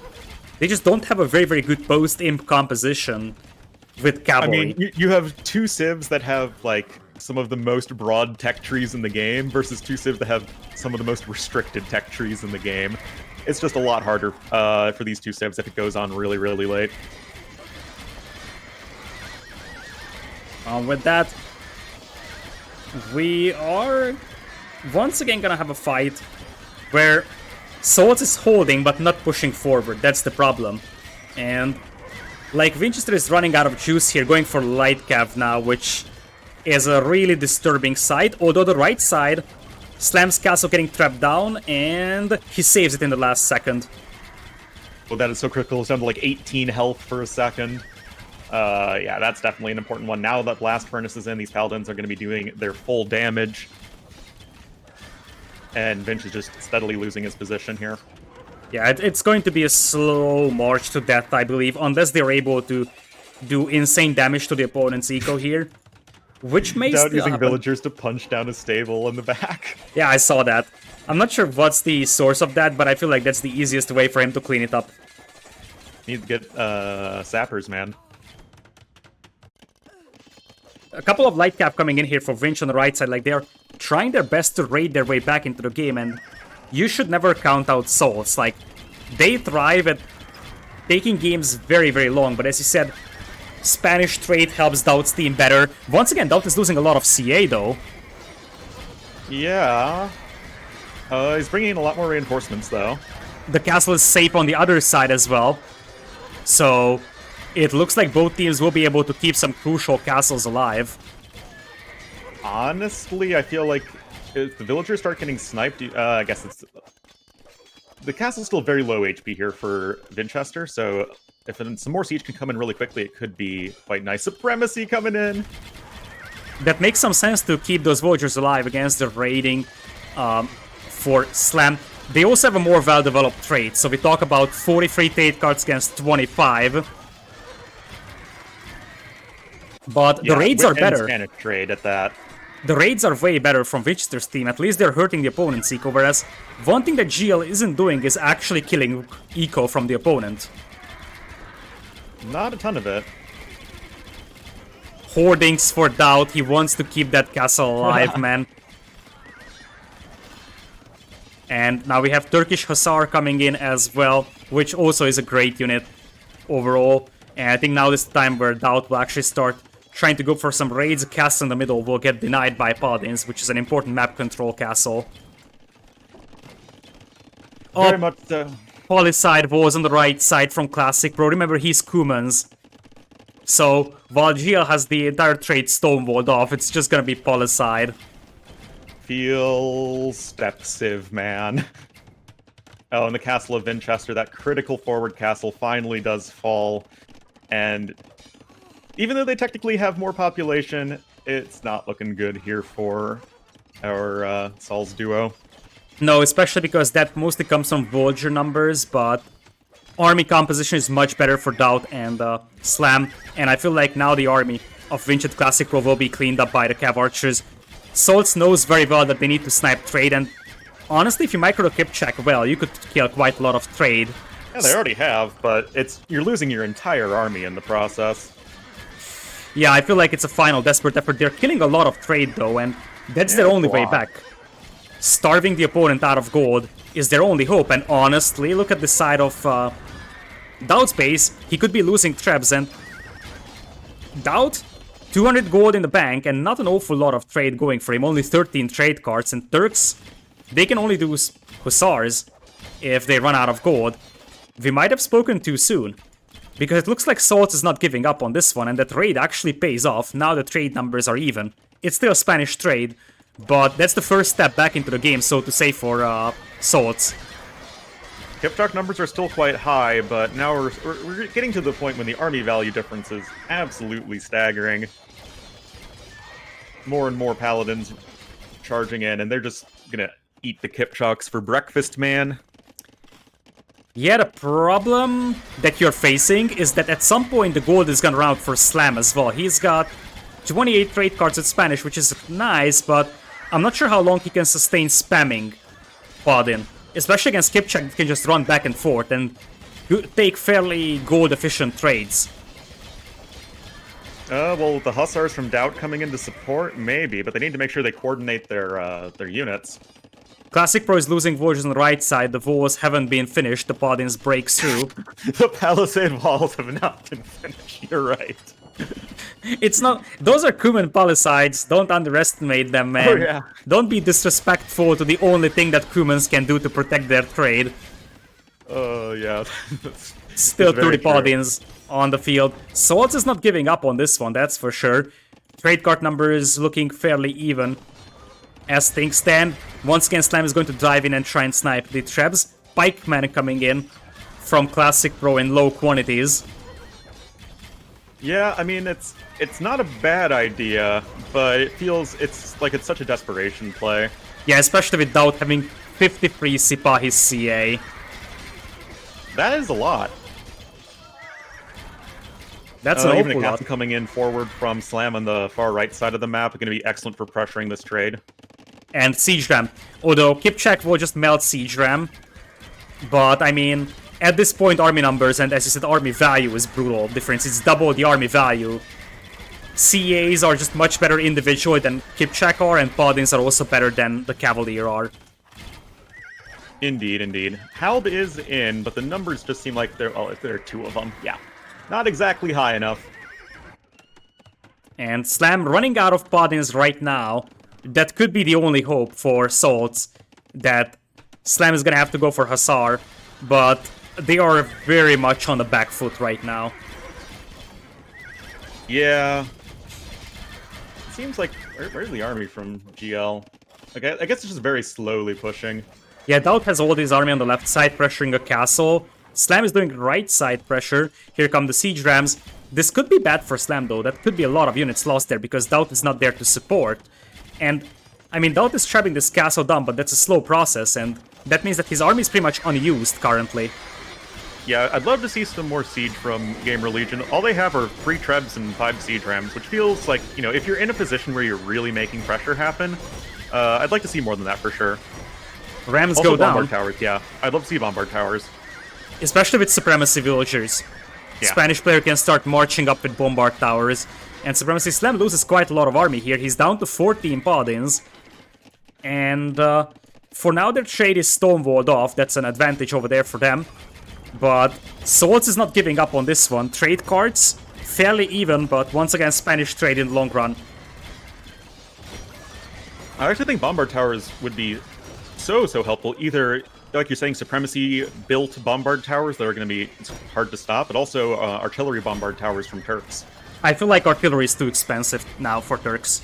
750 gold, 450 stone for an upgrade, as Winchester needs to save that castle, but that's just gonna be a little too late with the Cavalier to save it.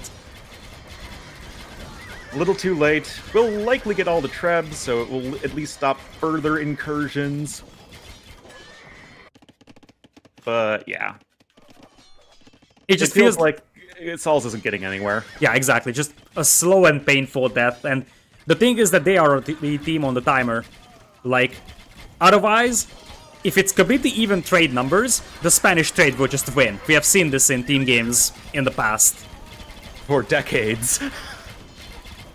Literally seen it for decades. Even though the bonus has been nerfed with the newer expansions. So, army value 11,000 to 7k. Only 23 oh no, keep don't check. open the gate for the Hussars! Oh man, I don't think it matters. Now Slam is pushing the right side. There's already light cav and paladins inside the trade. And I feel like if DauT sent 10 cav archers all the way around and hit the trade from the angle where Slam is pushing, that would be game over because... There you go, Lita. Bombard tower, artillery coming in. Oh, DauT. I told ya. I told ya. And artillery's not that expensive. It's only, I think, 500 gold, 450 stone. So, it is an expensive upgrade, but I think it tells a lot about DauT's eco that he's able to afford it. Oh yeah, I mean, he's got plenty of trade cards. He's got 34, it's enough. I mean, Bulgarian light cav without Hussar versus 50 cav archers, and also now artillery bombard cannons as well, which help quite a bit. And bombard towers coming in on the left, paladins. Now Slam has a good trade, so 53 trade cards is enough to sustain a paladin spam forever, pretty much. Oh yeah, that's plenty good enough.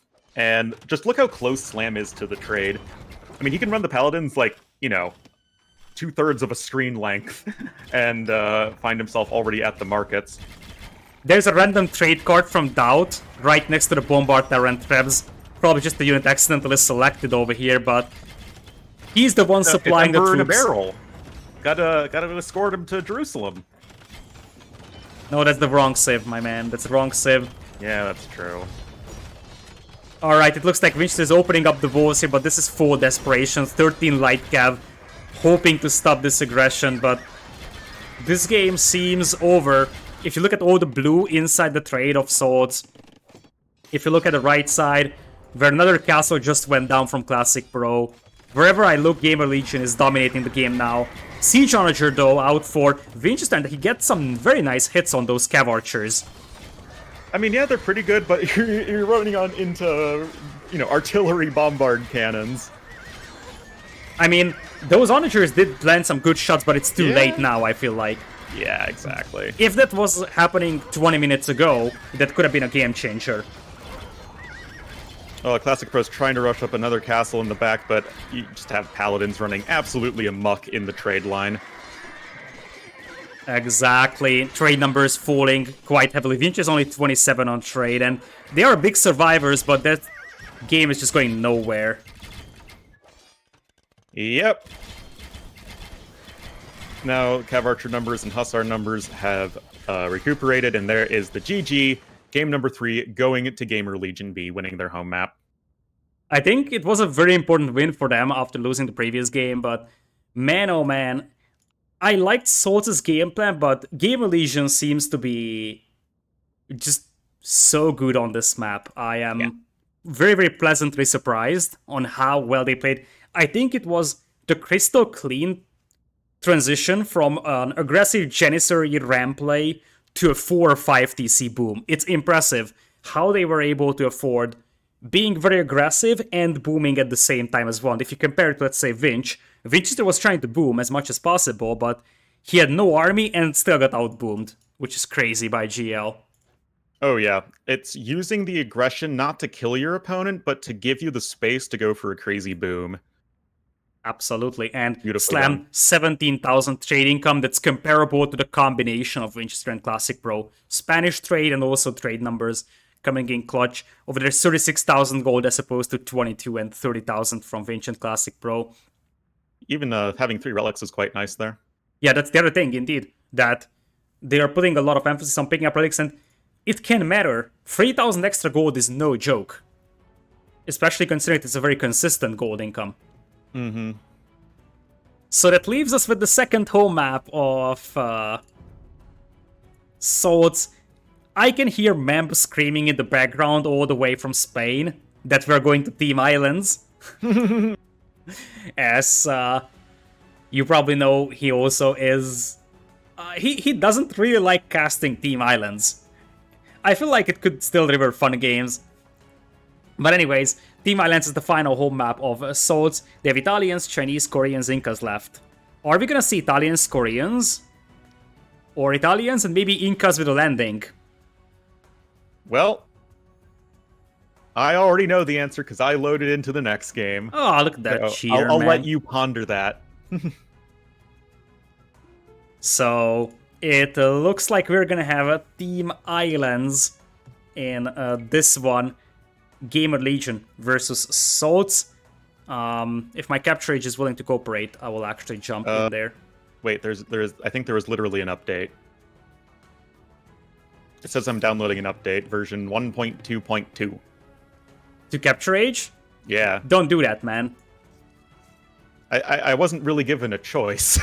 Oh, feels bad, man. Alright, I'm gonna pause at 1 minute, and then we'll actually get going with the game.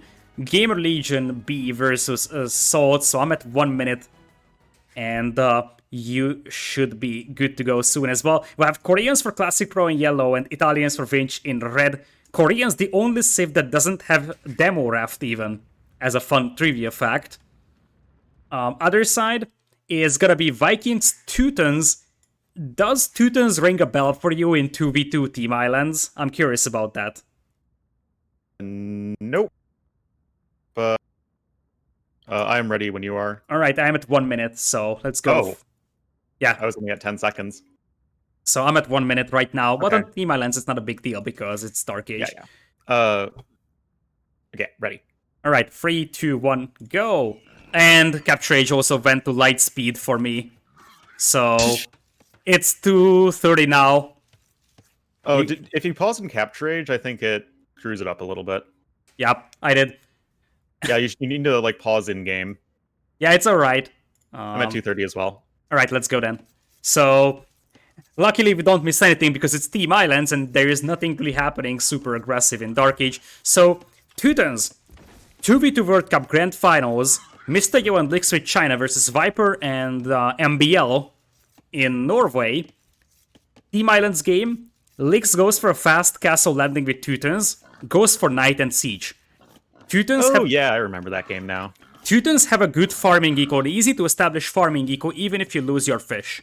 Their knights are hard to convert, so they are actually really tough to stop with just a couple of monks. Their knights also have more melee armor, so they are tough to stop with potentially even a bit of a spearman play, but with your own knights. And their monks are also very good, so they can transition to a monk and sage push. So Teutons have a lot to love when it comes to landing, especially if it's a fast castle landing. We have seen that in 2v2 World Cup. On the other hand, we could just see tower rush as well from DauT, or might just be, you know, standard warrior play. So I'm not sure how good the Teuton Navy is. They don't have Bracer, I believe. Absolutely awful. It's like one of the worst navies in the game. They have fast fires, what are you talking about, man?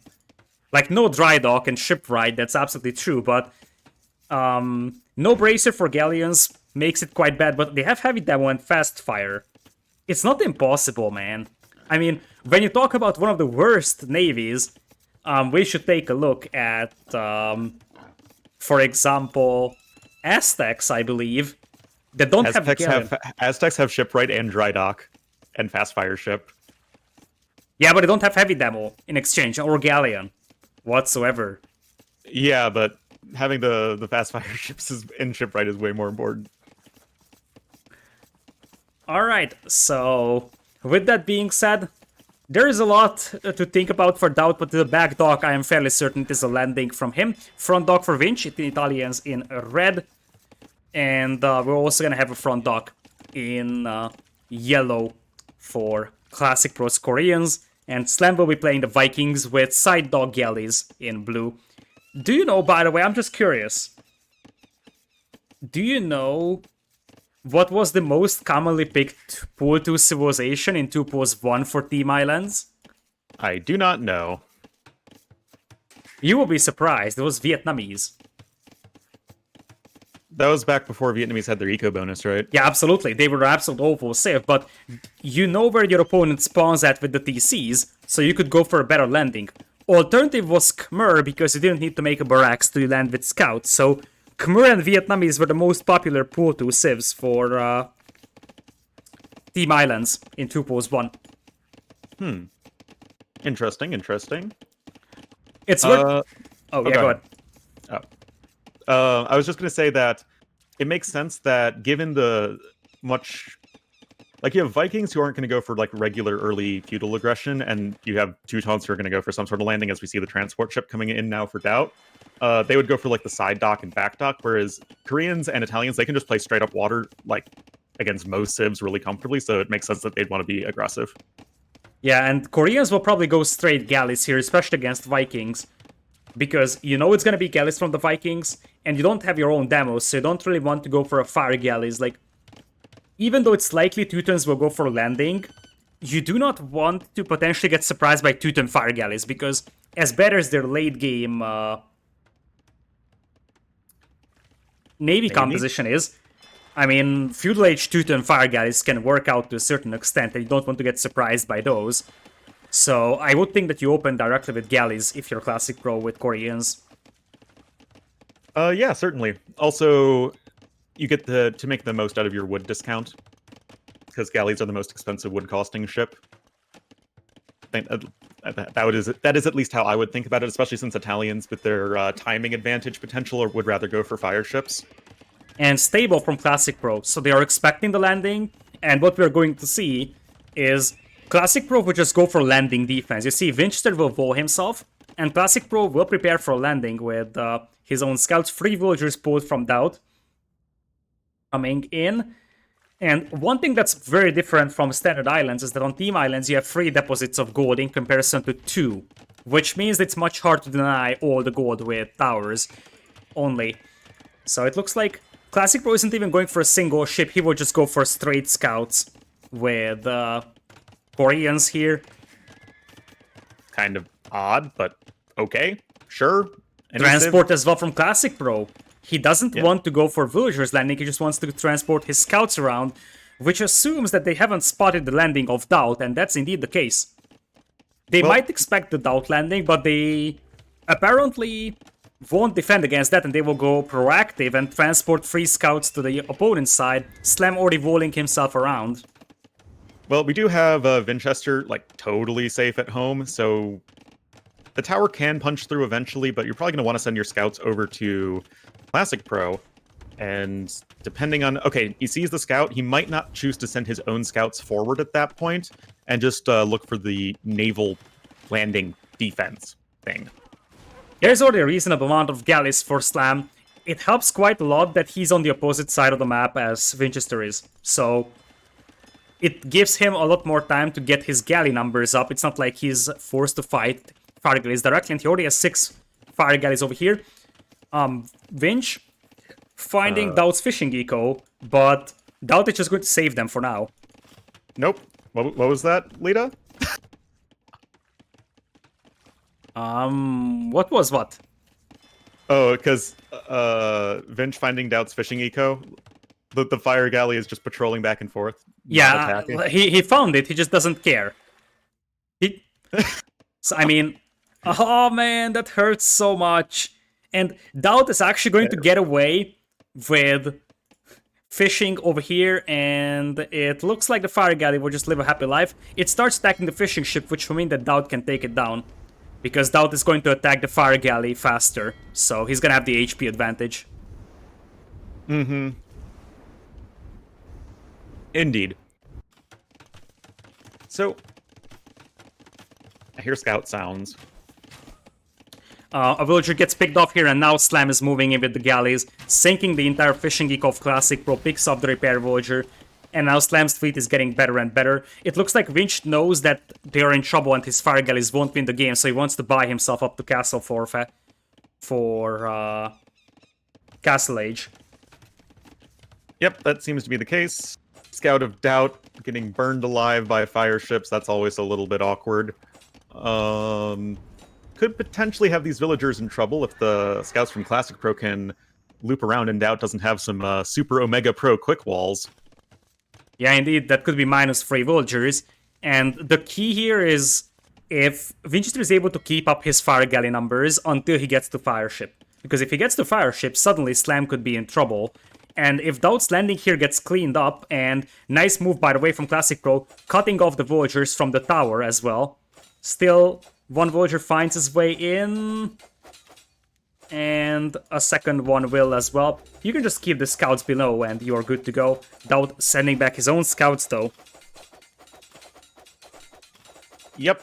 A little bit unfortunate there for DauT. It's so important to keep your villagers alive, because they represent all of your mid-game aggression, because then they can build siege workshops, more stables, castles, or whatever.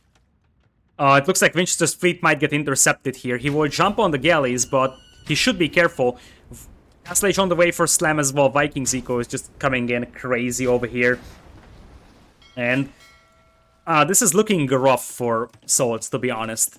Like, they haven't cleaned up DauT's aggression yet. In fact, those scouts are still rampaging the eco. They haven't managed to kill DauT's fishing eco. He's getting away, making no ships very easily, whereas Classic Pro didn't get away with that. And it is going to be 17 galleys against 9 fire galleys. Even if it's fire ship, that's going to be tough. What's incredible is that DauT has actually added in more fishing ships.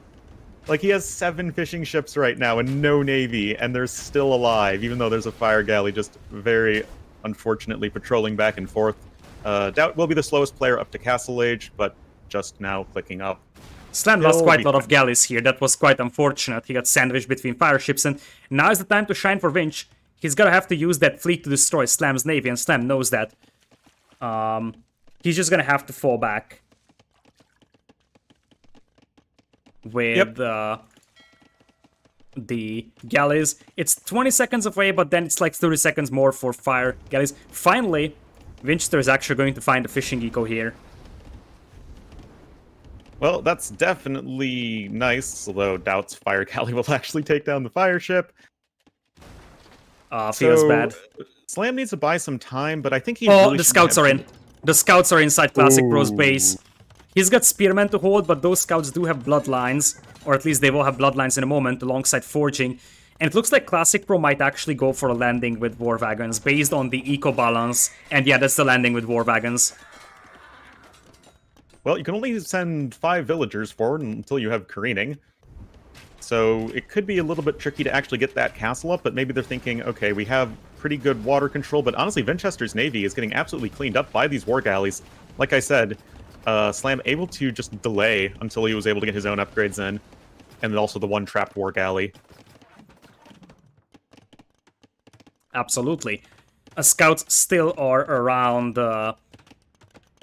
so they will do some damage here. And one thing to consider is that when DauT reaches Castle Age, he's going to have an extra melee armor on those scouts, further making it hard for Classic Pro to clean it up. Classic Pro, however, the blockade runner coming in here, getting through the water. He's going to have 5 vultures dropped off on the other side. Nicely done. He's hiding the transport, but he has to run with those vultures. I wonder if Slam spotted that. This is going to be extremely important. And it seems like they didn't. Slam is going to have no idea about that castle drop, and that could be a disaster for him. Yeah, it's a very nicely done little sneakerino there from Classic Pro. Got second TC on the way for DauT, but not going to be doing a whole lot to help out his teammate defend on land. I think the biggest issue for Sols right now is, 1, the eco difference, obviously, and 2, the galley, or the war galley numbers, but Fireship's taking some decent fights. And it will be a sandwich. It will be a sandwich, and Slam will soon be distracted by a castle. This is the moment for Swords, and Slam is gonna have trouble replenishing his navy because he suddenly will have to fight against war wagons. That's an excellent sandwich there. That was a beautifully orchestrated fight there from Vinchester. And people say that fire ships are super boring to watch. That was such a nice little sandwich. And we're down to 13 war galleys, and as I said, look at the gold positions for Slam as well. Both of those could be contested by war wagons, and even more importantly, what can DauT do to help his teammate defend? Because Vinchester is getting pushed by DauT as well, but I feel like it might be slightly easier for Vinch to defend against the Knights and the Mangonels than it is to defend against the War Wagons, and potentially a second castle drop from ClassicPro. Oh yes, he does have enough stone. Up, well, start. There we go. And like we saw earlier, War Wagons, they are not a unit you take lightly. These things are so strong. And especially against Vikings. Like, what on earth are Vikings gonna do against this? Now you have to keep in mind that Vinchester is under a lot of pressure here as well. So DauT is doing an excellent job with those Teuton Knights coming in with 4 melee armor. So ClassicPro needs to send in some help to his teammate. He's making Knights right now, but I feel like Vinchester has a better shot at holding this one than it is for Slam, to be honest. Yeah, I totally agree, but Vinch has not held it yet, rather. Ornlu, how many ships does Slam have right now? 6? 5? Yeah, that's a problem. That's a massive problem. Vinchester is still holding his TCs. The Knights will now dive in and they could snipe the Mangonels. This is extremely important for Swords. Snipe one Mangonel. And They'll go down. 4 Mangonels go down. This was an extremely good and important defense for Swords over here because on the other side, ClassicPro just castle drops Slam over here, and look at ClassicPro, he's 12 on stone. He's not going to stop here. He might actually go for another castle drop, maybe on DauT's eco, or maybe just once again deeper and deeper, and Slam is gonna struggle for gold control soon. Or the alternative, I think, would be that ClassicPro could just make a castle inside the base of Vinch to slow down this aggression. I think that might be for the best, because although sniping those Mangonels was fantastic, he's still in a really uncomfortable position. Those are +1/+1 Knights. They're also Teutons, so they're conversion resistant. And overall eco is still a decent ways ahead here for GLB. Yeah, absolutely. That's a 30 eco lead. But the map position seems to be slightly better for Swords, being able to take down Slam over here. The War Wagons might be heading towards DauT now, and DauT has a hole on his wall, so they could just march right into DauT's base. Yeah, DauT is, doing DauT things. He's on 4 TCs. Slam will also be on, well, 3 TCs for now only. Has a couple of monks here against the War Wagons, but if those War Wagons just march into DauT's base, and that could be very possible, then DauT is gonna have trouble with the gold mine. He's gonna run up a monastery, and indeed here's the defensive castle coming in on Swords' Island. That will actually be denied by the fact that Vinchester is placing farms there. Oh, wow, that's actually very forward for that castle. This actually might not go up. It's some good quick walls. It's actually a scary Wait, why castle, are you that's running for away sure. from that? I guess there are 3 monks there, but you're Teutons, man. Be brave, be bold. War Wagons now coming in from ClassicPro, picking off villagers on the food line of DauT. There is still an eco lead for GL, but gold control is very concerning for Slam, and they have no means of cleaning up those castles right now. It's not like they're going to Imperial whatsoever. Nope. But the castle goes up, and that is going to be absolutely critical in defending, and also means War Wagons can be produced on the island here of Sauls. And the Knights go down to the TC fire and the castle fire as well. That was a little bit wasteful from DauT. He's probably busy not dying to the War Wagons inside his base, man.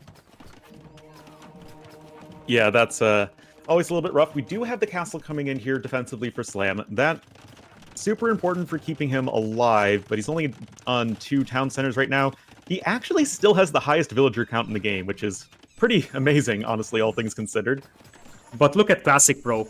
He's gonna go for an early imp here, even though he will lose most of his War Wagons on the opponent's island at this pace. He's just getting all of those converted, but if ClassicPro clicks imp, suddenly you have the power of Trebs, and there is nothing that DauT and Slam can do to stop Trebs, to be honest. Not with without being in Imperial Age themselves. And it seems like more or less at this point everything has been cleaned up. Slam is going imp though. So Slam finds a way to get into Imperial. He won't have a lot of gold, but he just needs a bit of a time until he traps down like 1 castle. Yeah, Still, I mean, gold control is going to be a huge issue in like 4 or 5 minutes, but only in 4 or 5 minutes. Like right now, he's got everything he needs, and he's got, I guess, Viking eco, although he doesn't really have that many farms. But he's got lots of villagers, and that's what counts. Yeah, it's gonna be a 1-minute advantage for Slam going into Imperial, but he's gonna be up against 2 castles, and that's something we're thinking about, that it's gonna be 1 versus 2 castles, so our yellow player can catch up in trap numbers. But ClassicPro is losing way too many war wagons here to conversions. Yeah, that's quite awkward. DauT's gonna have his own castle up. I'm not too sure what DauT wants to do, though, in, like, late game. Yeah, that's a problem, because one of the reasons why I don't necessarily like civs like Teutons, for example, or any civ that doesn't have at least some okay water situation, is that currently Slam is going to be busy defending against this one. You see he's making orbs.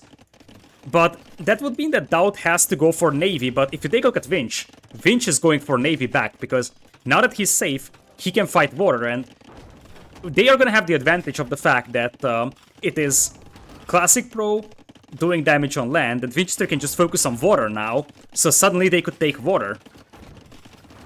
Yeah, exactly. And yes, Vinch will be the last one up to Imperial Age, but he can still, you know, I think buy enough time. I mean, it's not like there's any major naval presence from either of the GL players.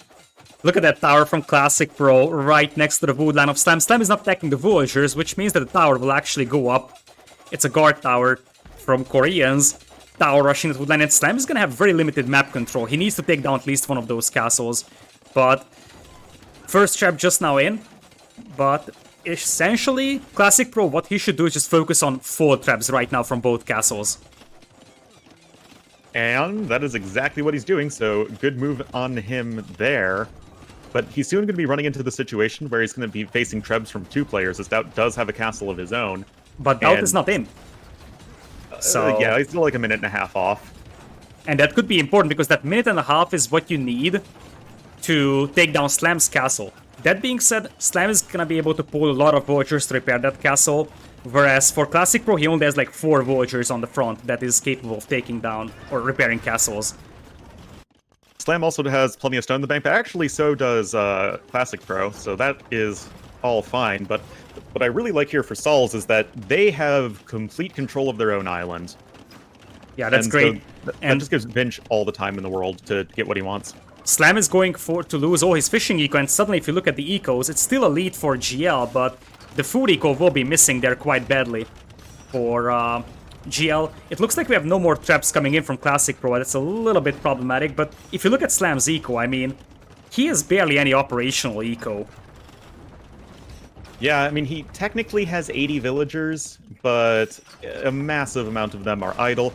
DauT's just going to be going for Cavalier, interestingly. I'm not too sure how he plans on getting them to the other island, although this might just be to, you know, clean up their island, you know, one step at a time, but soon Vinch is going to become a really big problem with his massive navy, getting dry dock, fast fire ship at once as well.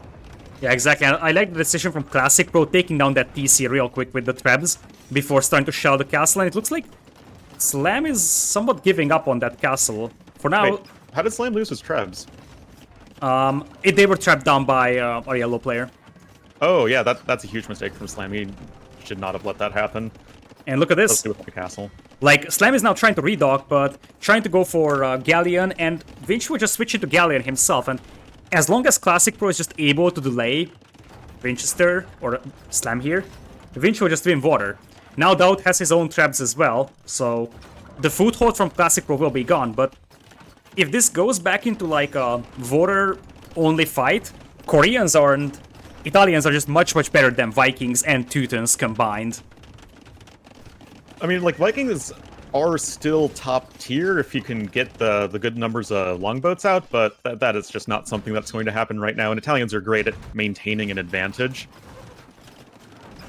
But we still have 3 trebuchets here for DauT, and he's going to be cleaning up all of these castles. And more importantly, he could snipe the trebs, saving the castle here from Slam, which would be an important castle to save. Mangonel takes a shot on the skirms. Slam, as I said, he can pull all the villagers needed to repair that castle, and that's an important difference between the 2 players. So the castle stays up. Indeed it does. War wagons are all going to be picked off as well, and at that point, what do you really have to offer if you're Classic Pro? Building 4 keeps on the shoreline is what you have to offer. It makes some sense. I mean, you want to control the water as much as possible, slow down Slam's push. He's stacking the War Galley just now. The thing is that right now there isn't really a lot of galleons on the field, or well, on the water for Vinchester, but his navy is still pretty convincing. They're behind quite a bit by eco, so they'll have to start establishing trade. Very much so. DauT especially has a very large eco. Elite longboat on the way, so I do like that Slam. He's going for that longboat approach. They're going to be much better against the fast fire ships than are also going to be doing well against the galleons. So long as you have the resources, and now that he's going to have more gold access, that's something you can comfortably do. Now that Vinchester has some galleons, he's denying 1 gold mine from DauT, which would be problematic for GL in the long run. Villagers derping around for DauT, trying to build a castle. There we go. Yeah, indeed. Slam running down on the other gold mines that he is only now able to get, but guess what? Vinch has a couple of galleons that he could deny the other gold mine as well. Yes he does. But now my question is, what are you doing if you're DauT? You're getting stone mining. Crenellation's castles. I mean, Crenellation castles can be nice, but he has a huge eco, but not a whole lot to do with it right now. Probably sling, honestly. In Imperial Age, you can actually sling, as you don't want to lose all your galleons to 2 cavaliers. What is Vinchester doing here, man? He lost 6 galleons to a majestic number of like 4 cavalier. Talk about efficiency. To trebuchets. Oh, what is Vinch doing? Like, oh, no. He's trying to lose his traps in the most awkward ways possible. Yeah, that is indeed pretty awkward. Careening and Shipwright coming in for the Sols guys. I mean, their navy composition is just a lot better. But now unleashing the longboats is Slam. Crenellation's coming in from DauT. Things are looking better and better for them as they now take the score lead. Indeed, those Crenellation castles will control the shoreline quite nicely. We already have Cannon Galleon in, and there is indeed Crenellation's fast fires. You were bashing the navy of Teutons, and I told you they have fast fires. I mean, yes, and it's still an awful navy. But still, it is a navy that you can make, and it will get the job done. Every civ can at least do something on water. Nice sandwich once again by Vinch, getting, oh my goodness, those longboats running into the keeps, running into the fast fires. That hurts so much. Yes, it does, but that's a lot of longboats. Naval numbers can be quite deceiving, both when playing and when casting. I mean, there's a huge numbers advantage here for Slam, like over double. Yeah, but I don't think that you have to fight this one if you're Vinchester+ClassicPro. They're doing so they can save the cannon galleons on the right side that are taking down the Trebs. And, Trebs taking down a cannon galleon. Oh man, I mean, there is more, but losing cannon galleons once again. I mean, obviously the Trebs can't micro against the cannon galleon little balloons that float towards the Trebs, so they will be taken down eventually. The Teuton Navy is kind of struggling just a little bit, though. Still, that is a scary amount of longboats. Now, 42 longboats with careening over there. We got some galleons harassing the back of DauT+Slam's eco as they are establishing trade right now. Swords already has markets up, but trade number-wise, Vinch only has 7 trade cards, and that's it. And 2 relics as well for Vinch. DauT picked up 3. Each island has 4 relics overall, 2 for each player. That's an interesting fight over here. That's a lot of longboats, but the galleon numbers seem a little bit more convincing. Yeah, definitely. I think 39 longboats in total, though. Oh, and the castle of DauT does go down, finally. Indeed. I also saw Silk Road being researched, so that's going to be really nice for getting the trade up and running a bit easier for Sols. Yeah, absolutely. Now, I think ClassicPro could go for Upsong for his towers, because it would give +2 range for those keeps that helps immensely when it comes to controlling this choke point here. Yep. As he does have Heated Shot already, and just those Heated Shot towers will just do so much damage. Heated Shot now even coming in for Slam. And Vinch just with a massive navy, already just instantly going to be cannon galleying down the castle of Slam.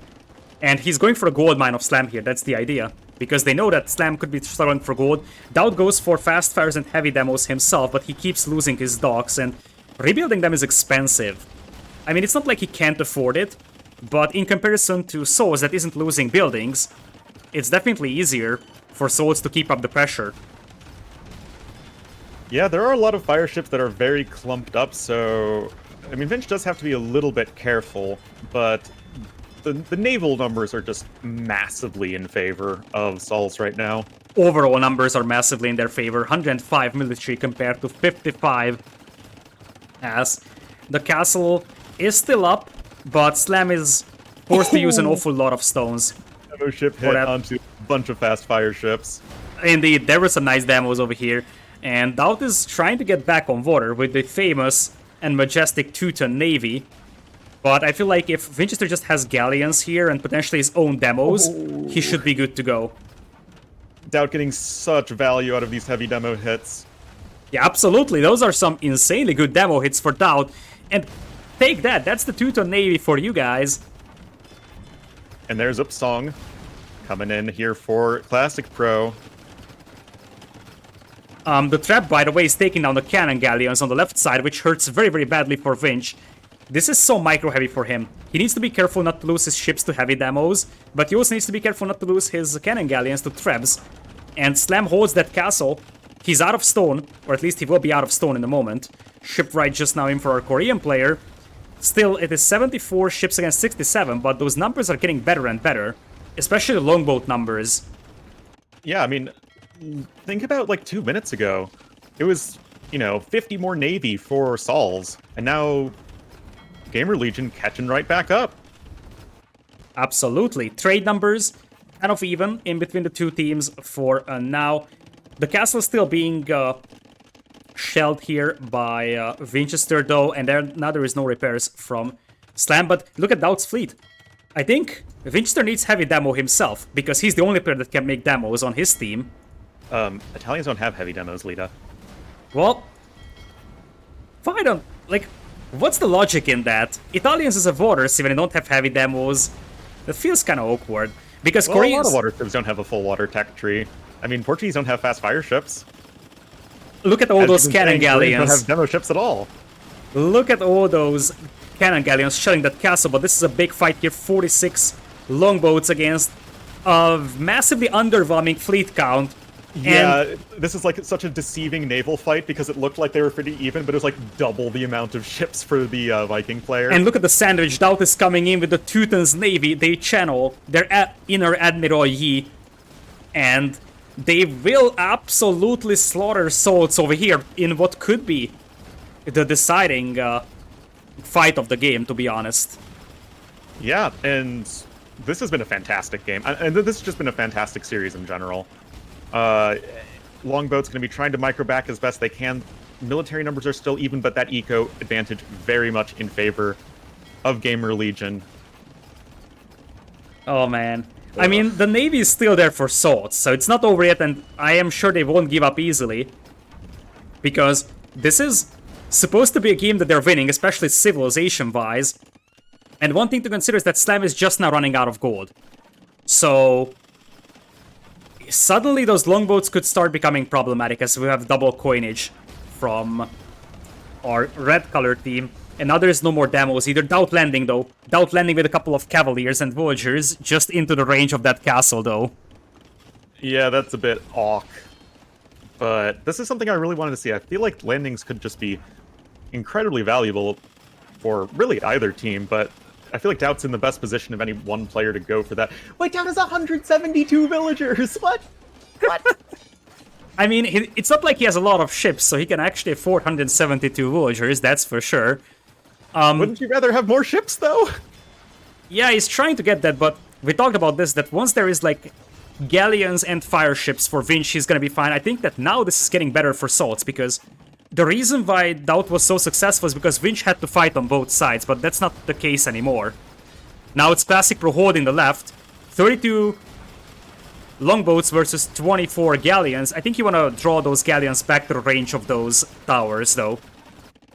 Yeah, the numbers were still heavily in favor of Slam right there, who was also micro-nerding with a longboat. Oh, careening just now in for DauT. That hurts badly, because DauT is now losing castles. He's got hoardings on those castles.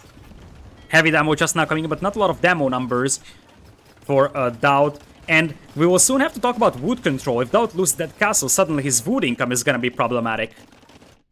Trying to repair as best he can, but the stone count has to be very low at this point for all the players in this game.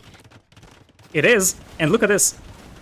DauT, the only wood line that they have is going to be soon exposed to galleons. They're running out of wood on their own island, whereas for swords, they still have quite a lot of wood at Classic Pro's base. He wasn't consuming it that much. Vinchester is also running out of wood himself.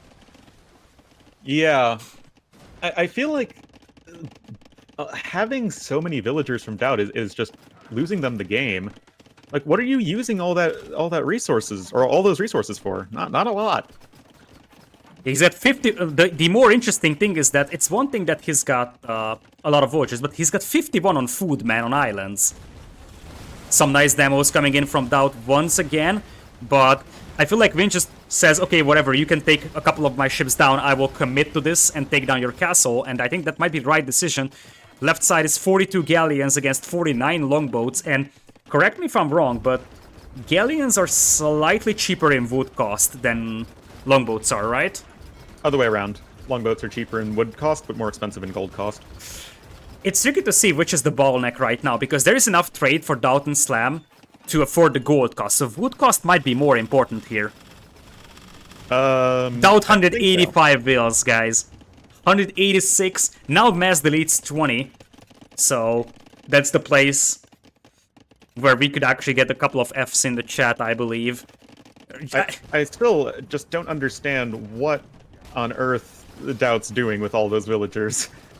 I mean, he went up to 185 and then just deleted 20, so I feel like he didn't notice he was at that many whales. Big fight on the left side. Winning water hard. It doesn't look like it, but he has way more ships. Yeah, but it's only more than Classic Pro's ships. Don't forget that. So Vinchester still has a massive navy on the water. Yeah, but it's not here. The demos though. The demos could be big from DauT here. Because Ooh, you don't... Yeah, all of these ships are just in this tight little choke point at the edge of the map. Big fights on the left side. The Upsong towers help a tiny bit, and honestly, Slam still has the numbers advantage. Classic Pro needs to play a little bit more passive, but here's the deal. Slam has... like, they're actually using up the final trees on their islands. It's actually a mistake from Vinchester not pressuring those wood lines over there.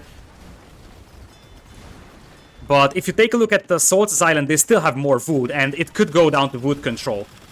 Because Slam is on 88 wood, that's all the wood they have. They can still buy, and we should see the wood prices increase soon. So they're not completely dead, but it's going to be a lot more inefficient for them for a while. Demo ships not getting a ton done. But yes, it is going to come down to wood control, and I hope DauT's just been buying a ton of wood with all of those villagers. I did see he researched guilds very early on. And maybe with more population space being able to be committed to ships, Gamer Legion will finally have what they need to, you know, push back on water, because right now, like, Vinch's navy has been dominating for so long. That's a big push here with all those longboats, though 50 longboats against merely 29 galleons, but Slam has no tools of replenishing his fleet anymore, whereas Classic Pro is happily spamming more galleons, so as inefficient this is still going to work out well for Classic Pro. More importantly, that crucial castle for DauT is going down, which is the key to protect the trade. Indeed it is. There are a ton of heavy demos here. Well, 5. That's a ton of heavy demos in my book. Only yeah, the heavy demos, they might be now. going for the cannon galleons. They're going for the cannon galleons, and they actually end up being quite underwhelming, to be honest. DauT has to buy stone to repair that castle, which once again is going to be awfully expensive. Slam keeps on running away when he has a massive numbers advantage. He just ran away with 36 longboats against 14 galleons. Because it just looks like the numbers look deceiving. DauT still keeps that castle alive, but they are officially out of wood on their island. DauT is getting better and better numbers in terms of fast fires. And he's actually slowly pushing back Vinch here, but as we discussed, Slam is pretty much out of wood. That being said, ClassicPro's island is soon going to start running out of wood as well. But you can always buy wood, and there are way more trade carts here for Gamer Legion. Yeah, that's totally true. ClassicPro needs to add a lot more trade himself. That's a little bit sloppy from him. Overall, why is it always Salt's players getting to post-Imperial on islands with no wood? I don't know, man. It's just what they like doing. Like, really, every Islands game that we're seeing that goes into this run-out-of-wood nonsense has Salt's players involved. That's just how they like to play the map, and right now, Gamer Legion is really just struggling for army as Slam's longboat numbers are just not being replenished. He keeps on backing up. Like I said, honestly, that might be one of the big deciding factors, is Slam never completely killing ClassicPro's army. Yeah, DauT has 1 wood in the bank and 2 lumberjacks. Vinchester still has 6,000 wood, by the way. Oh, yeah. And if that castle goes down, I think this game is over, because the cannon galleons will take down the markets, and whoever has the weaker trade here is going to lose the game. We got a landing as well with towers from ClassicPro. He's gonna start spamming those Upsong towers everywhere, and that could actually start harassing the trade really badly as well, but I think that... This game is over. Yeah, look at the militia numbers. It's 109 against 24. Slam's fleet is gone. DauT's fleet is gone. He's committing everything he has to repair that castle, but that's just a matter of time. And we go into game number 5. Indeed. First game number 5 of the tournament. Spoilers, man. Spoilers. Feels bad, but... Still... This was a crazy game, and this series is definitely delivering. When we actually assembled the casting schedule, we were trying to balance out games, so we have, you know... You look at some matchups and you say, hey, this is somewhat... Like, you can predict that some matchups will be a little bit more one-sided than others. And we try to balance so that we have good series for each day. At least 1 or 2 good sets. And this was the decision for this day, and it apparently does deliver. Yeah, and there's the GG called. Oh my. That was a sick game.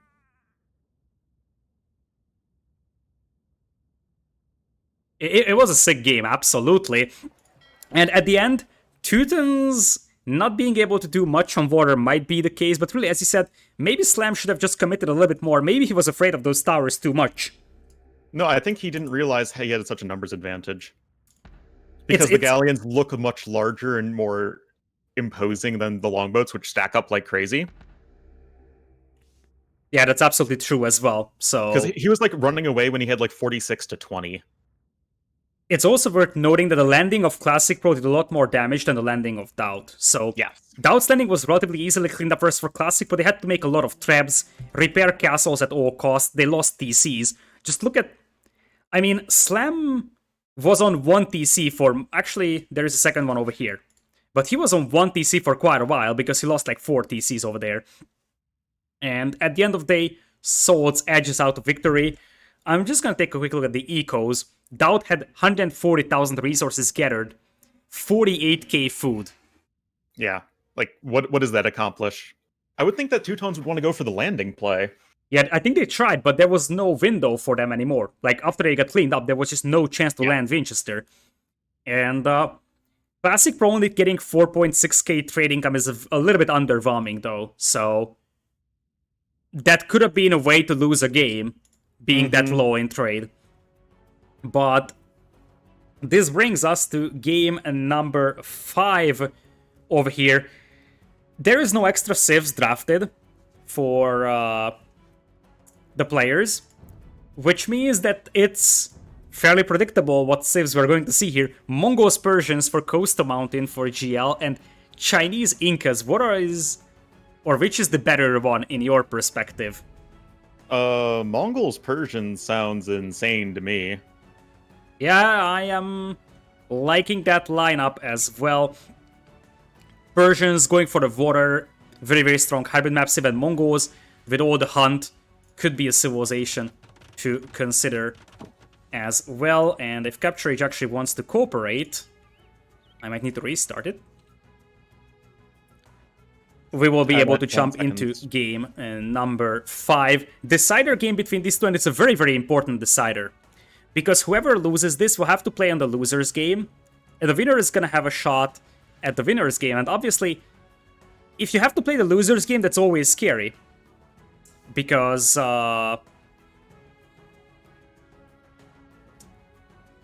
Then you could be out of the tournament if you lose that one. Exactly. That's the problem. So it is going to be coast to mountain over here as game number 5. And we will have, as you said, Chinese and Incas versus Mongols and Persians. So I am going to pause at 10 seconds, and you're at 10 as well, right? Yep. Alright, so let's do countdown. 3, 2, 1, go. So welcome to Coast to Mountain, a long-forgotten tournament map. I think the last time this was played was one of the NACs, maybe NAC 2. That one. That was the first ever AoE tournament that I looked very, very deep into. So I was following ECL, but I remember I had exams in university, and I just went crazy with NAC, and I just watched every single day. It was so good. That was the You're last just time. like that Ornlu caster. Oh man, just so handsome and so talented. Yeah, Nilly was one, but there was a guy called Ornlu. I didn't like him. Yeah, I don't blame you. I don't either. Alright, so this is a long-forgotten tournament map, and that is sort of filling in the void of a Nomad map. There was many... Like, we had some maps in our mind, and Nomad was often considered as well. We almost had Nomad in tournament. There were some pros and cons. For example, 2v2 World Cup yielded amazing Nomad games, and we decided that it would be cool to have it as well. On the other hand, we also felt like Nomad can drag out very, very long, and it's somewhat repetitive, so we decided by a different Nomad start map, and that became Coast to Mountain over here. And we will have Souls on the left side as Incas for Vinch in red, dropping his TC on the Acacia trees, so he's gonna be the player fighting on water. And Chinese for Classic Pro in yellow, going for the middle where the hunt is. Yeah, it's interesting that you go for Chinese. Like, Chinese used to be like the best civ on this map, bar none, because you would start with the 3 more villagers. So, you know, Chinese on Nomad start maps were insane. Now that is not the case, as you no longer get those extra 3 villagers until you complete the town center. But Chinese are still probably good, as we're seeing here from Classic Pro, because you can go for all the hunt right away. And Mongols and Persians. If there's a map with a lot of hunt, Mongols are instantly top tier, and Persians are always top tier on Nomad and hybrid maps. Absolutely. And it looks like DauT+Slam with Persians and Mongols will decide to go for some very, very close TCs. This is actually helpful at some point when it comes to, you know, just protecting each other. So it's not like one player is going for land, the other is going for water, as we have a faraway borderler here from DauT. It's actually an elephant. He's using his Bactrian camo to block the elephant here. It's still dangerous, but he's doing this one so well. Look at DauT, that's beautiful. DauT obviously known for his top tier unit control, being shown right here. Masterful. So that's one of the drawbacks that you suffer when you place your TCs right next to each other. You are somewhat struggling for a lot of food, because you pretty much consume each other's food quite early on. And to get some scouting information, but not have the chance to snipe villagers early on instead of scouts, you start with Bactrian camos. I don't know if the camos actually have auto-scouting allowed on them, though, because I remember that in Red Bull Vololo, the same concept was there. You start with a Bactrian camo, and everybody always had 100% scouting, because the camel is useless as a combat unit, so you just set it to auto-scout anyways.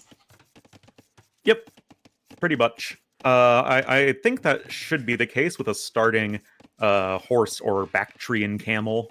I think you might be able to disable it, but I'm not 100% sure. Yeah, I don't know, to be honest. By default, they do have auto-scout on them. Yeah.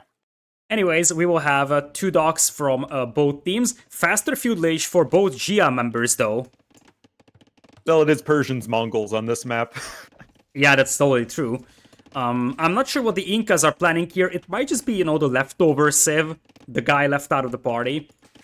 So I'm not really sure what Vinch is gonna do, but as much as the Civ advantage was on the side of Assaults in the Team Islands game, I think DauT+Slam now have the Civ advantage in this one. Persians, Mongols is just an absolute beauty.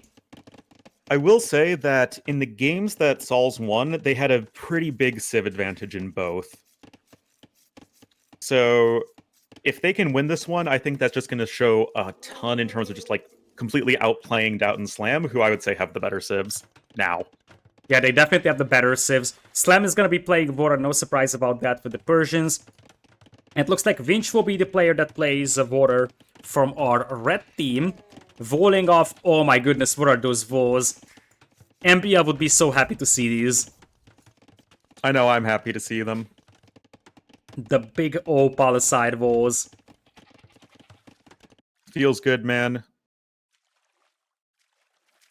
So, my question now is what DauT is going to be up to.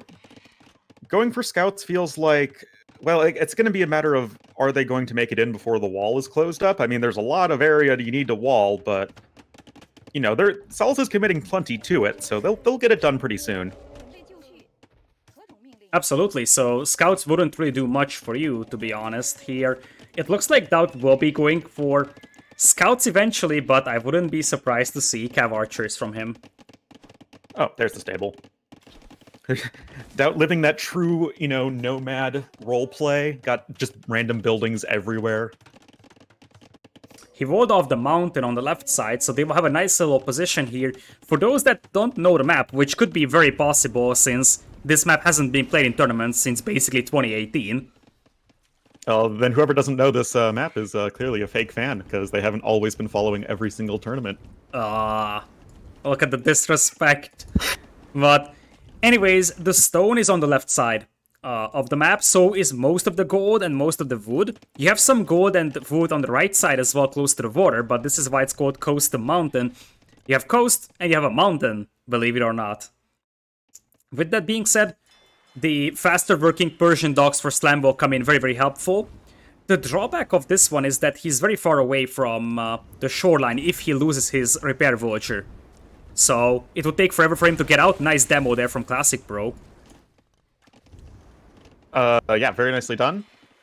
Persian faster working docks could be quite nice, but, you know, the Inca Navy, not normally something that you think too much about, but if you can have good micro and take the fights you need to, then, yeah, it's not like any Navy can just completely get stomped by just in Feudal Age, yeah.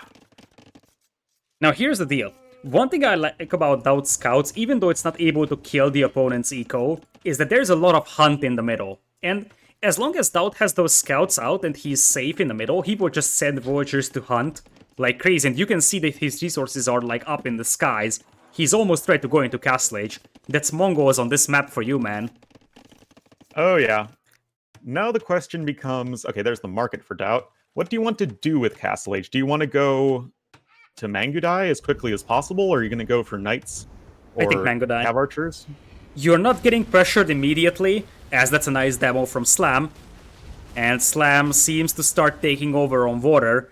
So, we get some scouts coming in here from ClassicPro, though might actually yoink a villager from DauT. And that could be a bit of a problem for DauT losing villagers still. More important, the market is delayed, and that means that he can't click up to Castle Age just now. Yeah, that's certainly a little bit awkward. The scouts of DauT are also inside, though ClassicPro apparently didn't notice this. It's hard to notice things are happening when you're microing their fire ships, and that could be the repair villager gone very, very easily by DauT. Oh yeah.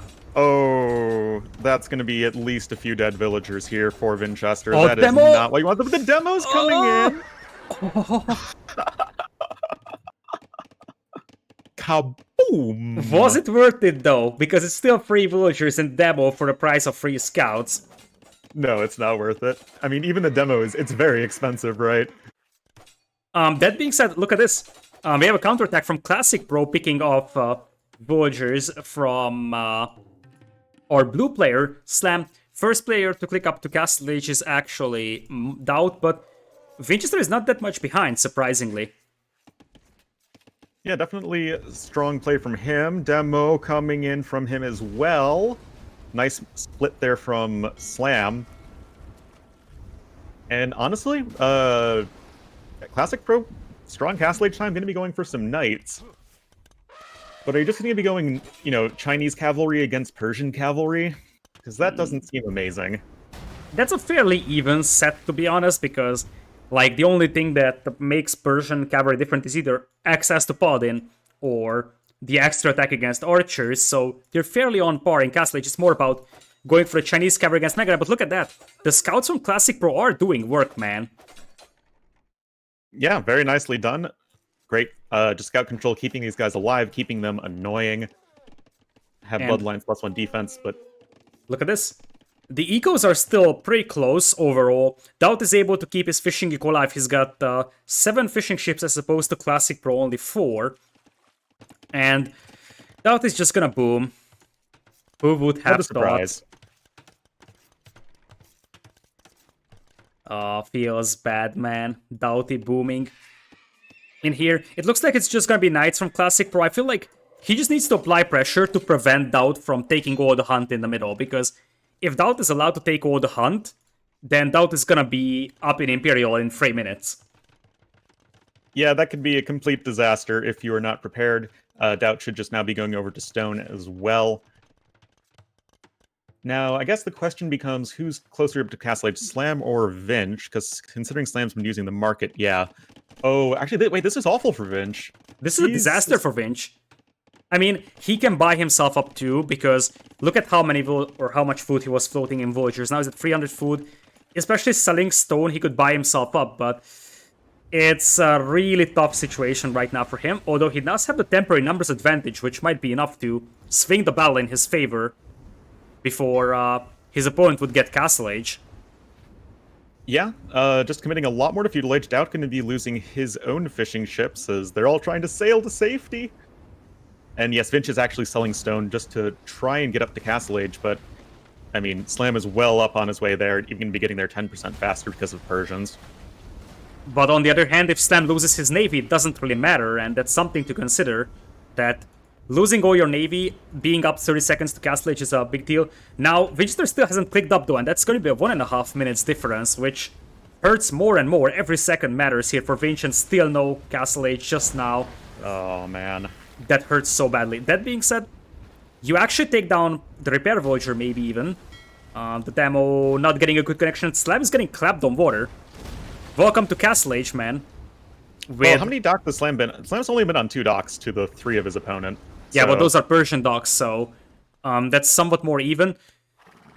As Slam has to wall in his gold miners. One of the reasons why he was probably not focusing on water that much is because he had to quick wall his gold miners against the Camels Knight's pressure. Look at Swords' eco. And Swords hasn't had the lead in this entire series so far. And it's not like DauT and Slam will stomp them in this game, that's for sure. +1/+2 on those cavalry for Vinch. DauT only has +1 attack and no bloodlines. Yeah, DauT is going to have the strongest eco, though. And with the power of Persians, I feel that Slam can catch up, and I feel that the big issue going forward for Sauls is just going to be army compositions. Yeah, that is definitely they really the need case. to win water decisively. It's now 4 TCs for DauT, so that is something to think about. Right now, indeed, water control seems to be on the side of Souls. And their temporary military advantage is better as well. But DauT is going to be booming on 4 TCs, and stopping Mangadive will be rough.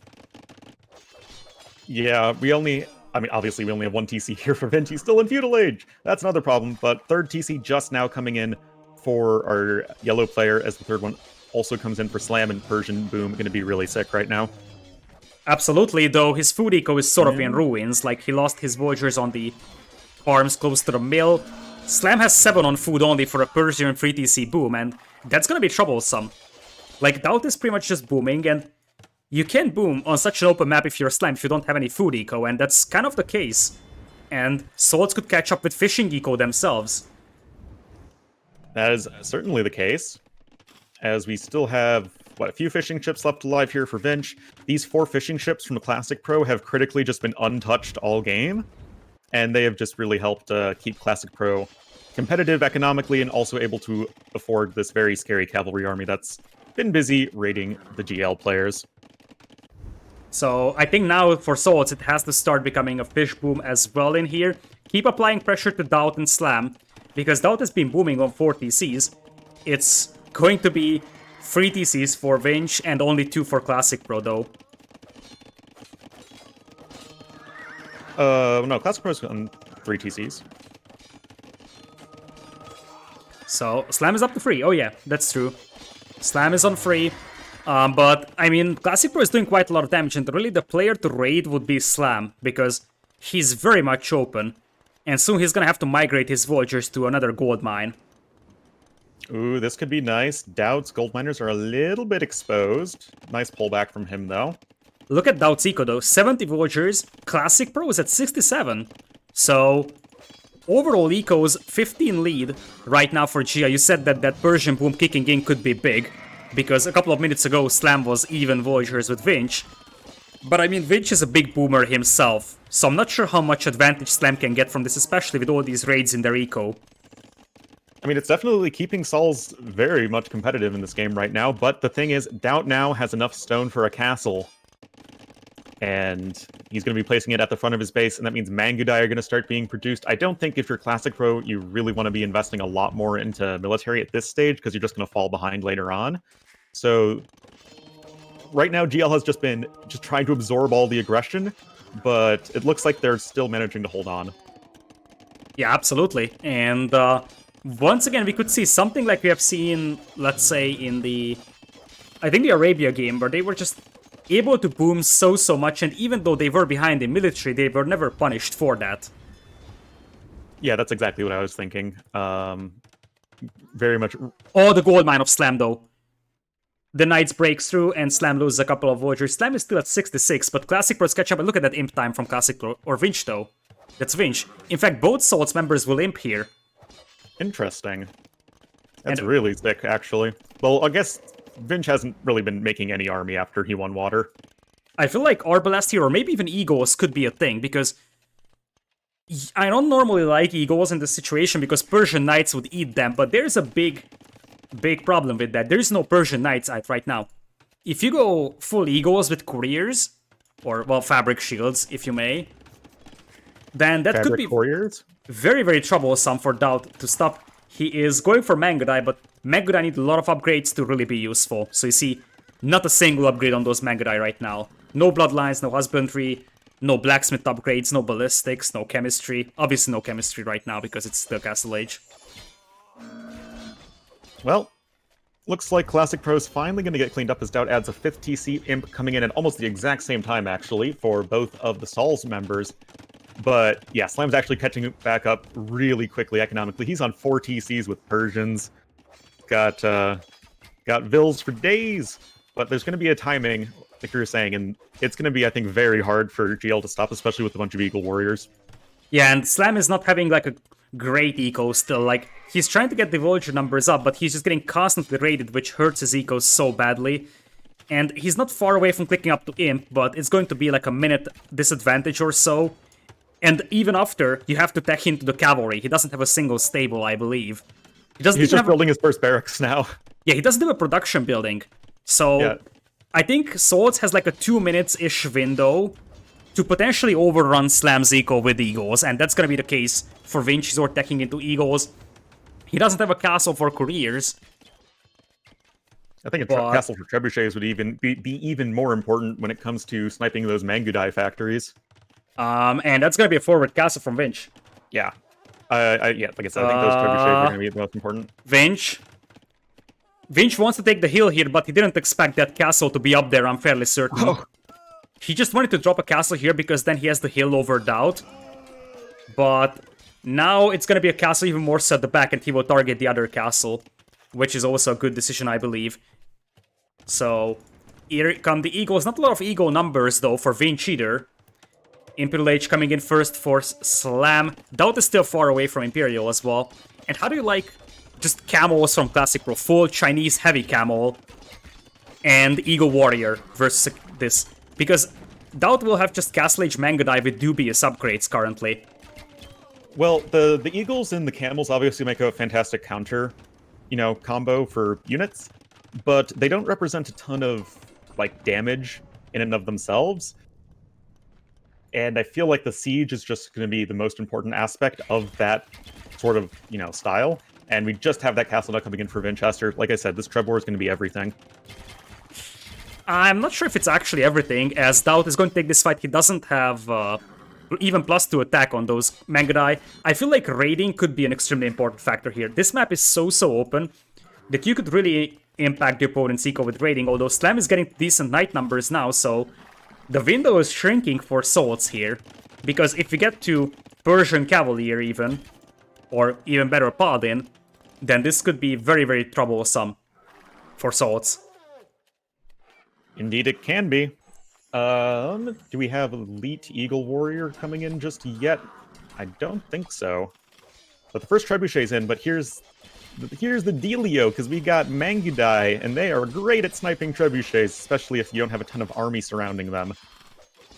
Oh, there's Elite Eagle, my bad. Nice trap setup over there, by the way, from Winchester. He needs to keep his traps alive. As you said, this trap fight is going to be extremely important. And now the Cavalier, though, running into the base of DauT, and it's just raids and raids and raids. Because Slam still needs a lot of upgrades on that Cavalry. It's +1 defense, Bloodlines, and just now +1 attack versus Cavalier that have almost everything, I believe. Yeah, it's +2, +4. Blast Furnace even just want to come in alongside Fabric Shields. There you go. This is looking very good for swords, and it's gonna end up being a comeback.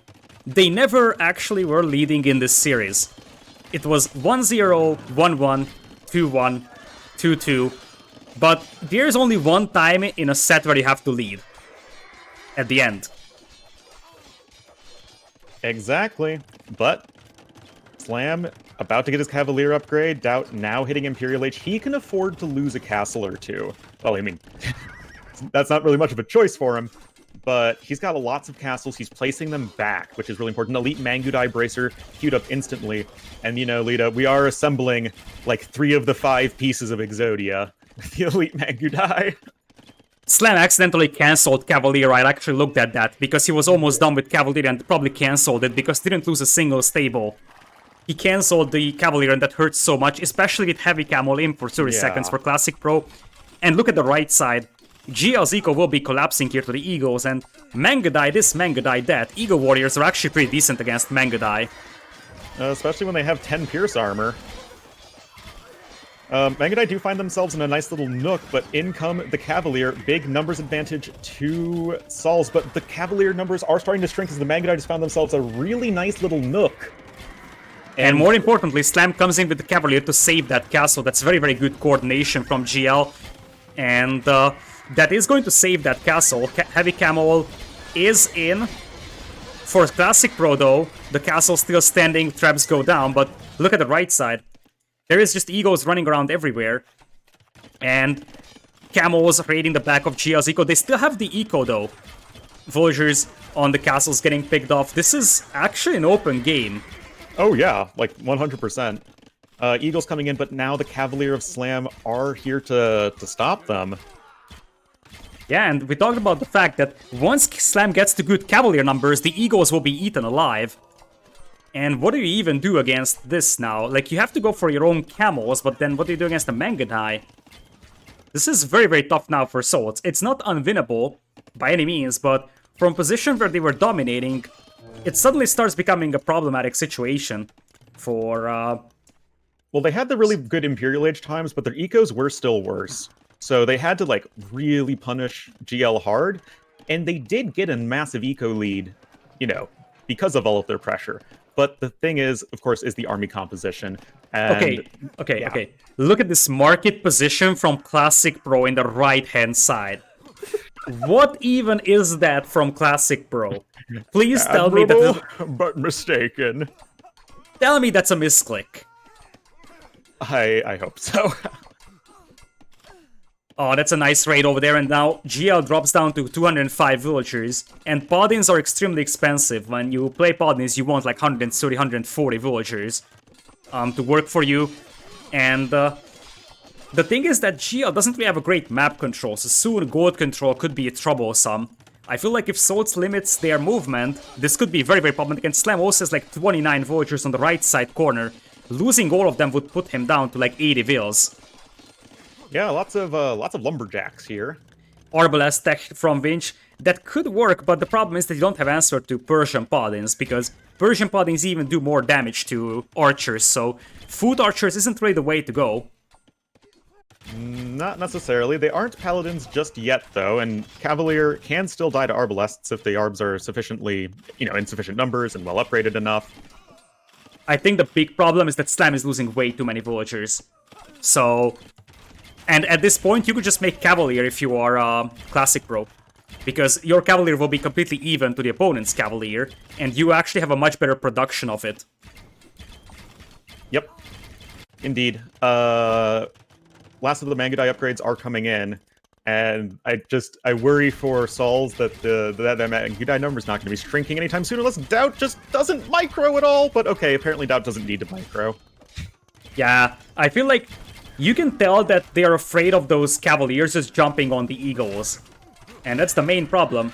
I feel like you could continue with Cavalier if you're Classic Pro. And Classic Pro is making that market. Classic Pro finishes that market, man. Market rush! I mean, there isn't really easy trades on this map, but one thing is sure, that's not the market that you want for trading. Oh, look at this huge swarm of units coming in for Sauls, but they're down by like 3k in terms of army value, and that is obviously... Oh, the Arbalests aren't now firing. Here for Slam. I think this is the time where GL makes the big switch happen. Yeah, it's late game unit composition, and like those Arbs do have the hill. This fight has to be a massive win for Souls to have any chance. Still 2 minutes away from Paladin though is Slam, and if he loses all those Cavalier, he won't have the eco to replenish this.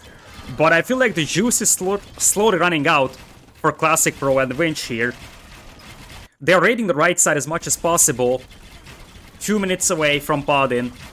Still 28 Cavalier on the field. Whoa, hold on. Where did all those extra Mangudai come from? I was like looking and there's like, 30 Mangudai, and then I just feel like another 30 show up. Yeah, oh my god. They were on the far right. They were on the far right, cleaning up the raids, and it looks like Paladin and Mangudai just work much, much better. What a comeback from GL this would be, because they were definitely on the back foot, and I mean, Souls is trying to raid them as much as possible, but how do you stop this blob of Mangudai? I feel like they weren't able to finish off Slam before he got to Cavalier. That was the key. We have Bombard Towers, though, from Classic Pro, so hold on. They will not give up on this easily. And I mean, this is their series life on... Oh, I mean, it's both players' series life on the line, but... Absolutely. Oh, man. Paladin upgraded about to come in, and what do you have to show against it? Arbalests, Halberdiers? That's like a 1v1 unit composition. But here's the deal. The map control for GL is very limited, and you see that Slam is dropping in villagers on the right side really badly, so... It's 34 Paladins on the field, but you have to be careful with those, especially with Bombard Towers around. So... It seems like GL has the better unit composition, but replenishing them could be problematic with limited map control that they have. You are right, but my worry right now for Sauls is that they don't have to replenish their army, at least not much, just because of the cost efficiency is just going to be absolutely insane. Bombard Tower is now out as well over here. You see that the Arbs are now focusing down the Mangudai. They know that they need to open up the way for the Paladin. And honestly, those Bombard Towers are very, very important for Classic Pro. And they are still raiding Slam really badly. Slam is at 98 villagers only, and that could be very troublesome soon. I didn't like how Slam was just dancing with the Paladins and not actually engaging with them. I mean, Paladins do 18 damage fully crit. Okay, it's 16 right now, but that's still a lot. They do more because they're Persians. Don't forget that. Slam still is 34 Paladins, but Slam is stacking into Light Cav. They're running out of gold. DauT and Slam are running out of gold really fast over here, I believe. And Sauls, they're getting the markets up and running. Oh boy. By the way, there is a trade card running to that market.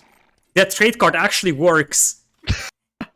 Oh my goodness. There is a hero militia on the right side. What even is this series, man? A militia killing villagers on the right. Slam is down to 84 villagers, and No gold and 84 villagers is not the way to go for paladins, especially if Eagles start rampaging your eco. Big counterattack in the middle by GL, running into a lot of hubs and Eagles though with those Mangadai. Not the greatest like coordination for that fight.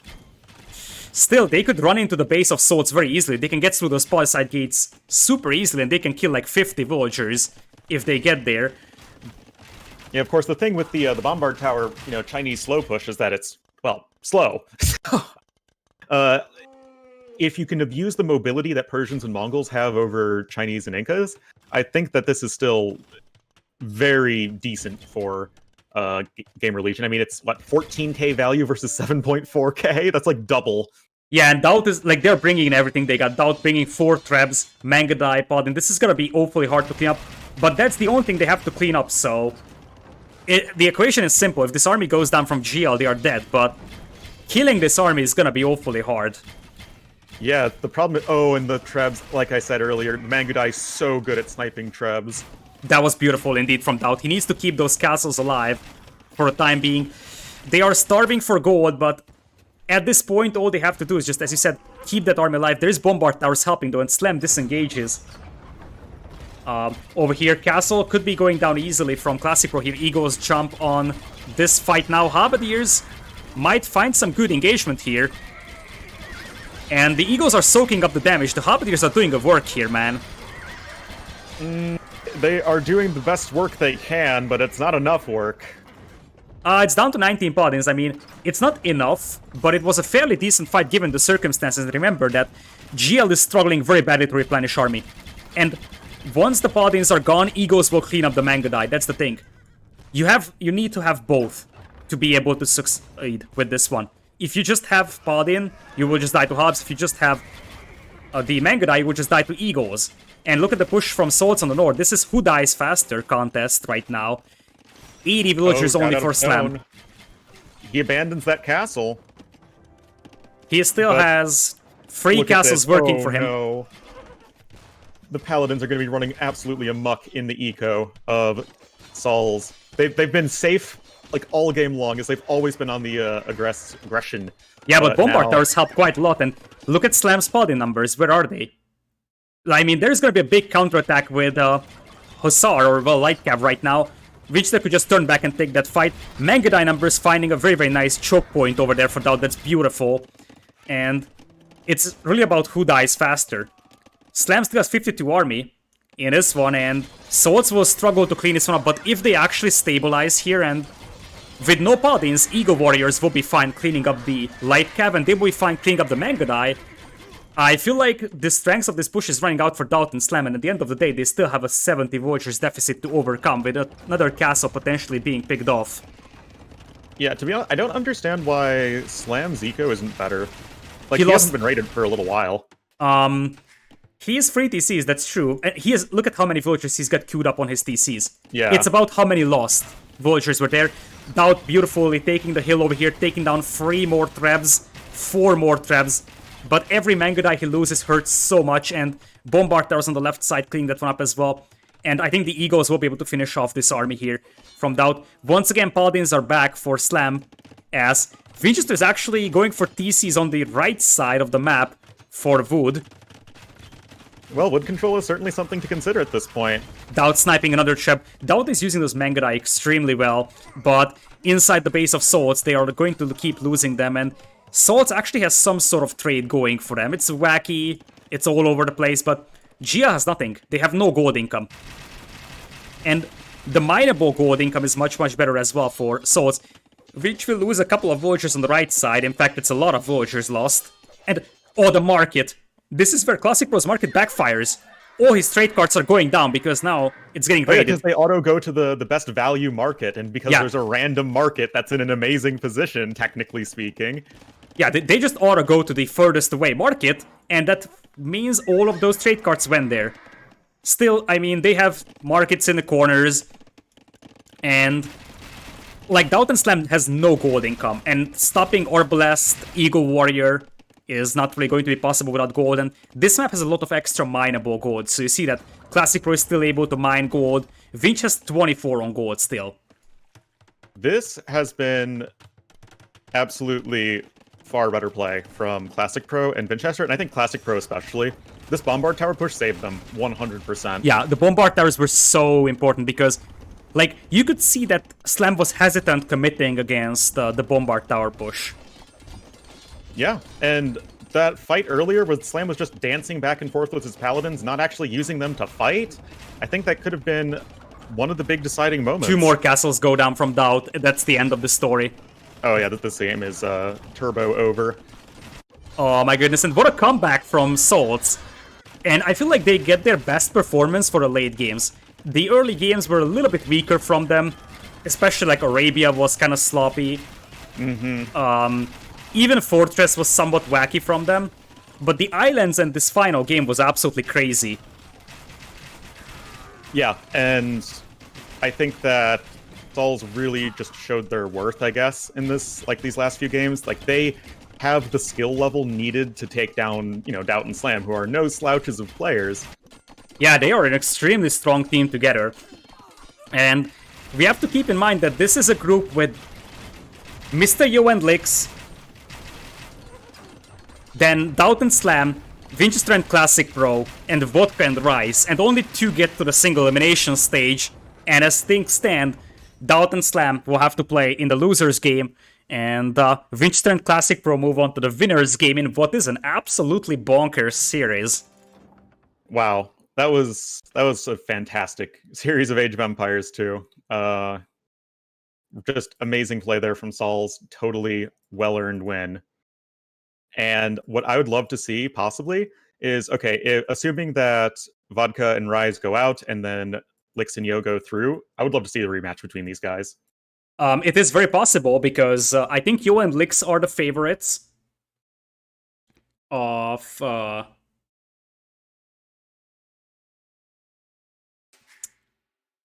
that series if they actually get there. And that would mean that I would say that, just putting into perspective, DauT+Slam should be the favorites against Vodka and Rice in the losers game if we just go for the predictable results. And Mr. Yo and Lix should be the favored ones against Swords, which would mean that we could see a matchup, the same matchup here, in the decider sets, a rematch between these two. Oh yeah, yeah, that's what I was saying. Like, it would be so sick to see. But Classic Pro, I want to give some credit to him. 2.27 KD is no joke. So Yeah. It was excellent play from him. 42,000 wood income. Trade profit wasn't great for them, but there was absolutely no trade from GL, although you have to keep in mind that DauT picked up some relics, which helped quite a bit. DauT+Slam are not that out. gold collected from Slam is so sad. Yeah, that I think that is... He was under pressure a lot, and this is the problem with Mongols in 2v2. That's something that we always have to talk about, that it just takes so much time until to get to Mangadai that your team may just die, and then you will be 2v1 with the Mangadai, and that's exactly what happened. By the time DauT got to good Mangadai numbers, his teammate was half dead because he was absorbing all the pressure. So DauT+Slam are not out yet of the tournament. They will have to play in the losers game, and if they win there's going to be a decider game with the loser of the winners game. So they will have a chance to redeem themselves, and who knows, maybe in 2 weeks, we'll be looking at the same matchup here, Salts versus Gamer Legion B. So with that, this is the end of this set. Thank you so much for joining me, Ornlu, for today. I appreciate that a lot. We had some fun sets over here, so Definitely. this is the time to, sell yourself out. I'm gonna give you the shot to promote yourself a little bit here. Yeah, definitely, follow my stream. I'm streaming right now. I've been streaming. The whole tournament will be casting pretty much everything that's going on, so definitely leave that a follow if you enjoyed. I also have a YouTube channel where I do a lot of campaign stuff and also some multiplayer stuff. But I think more than that, I had both chats open while we, were casting the series, my chat and Lita's, and just seeing so many new faces coming to the game. My joking earlier aside, I just think that's so great to see, and I hope that all of you guys are enjoying AoE and stick around.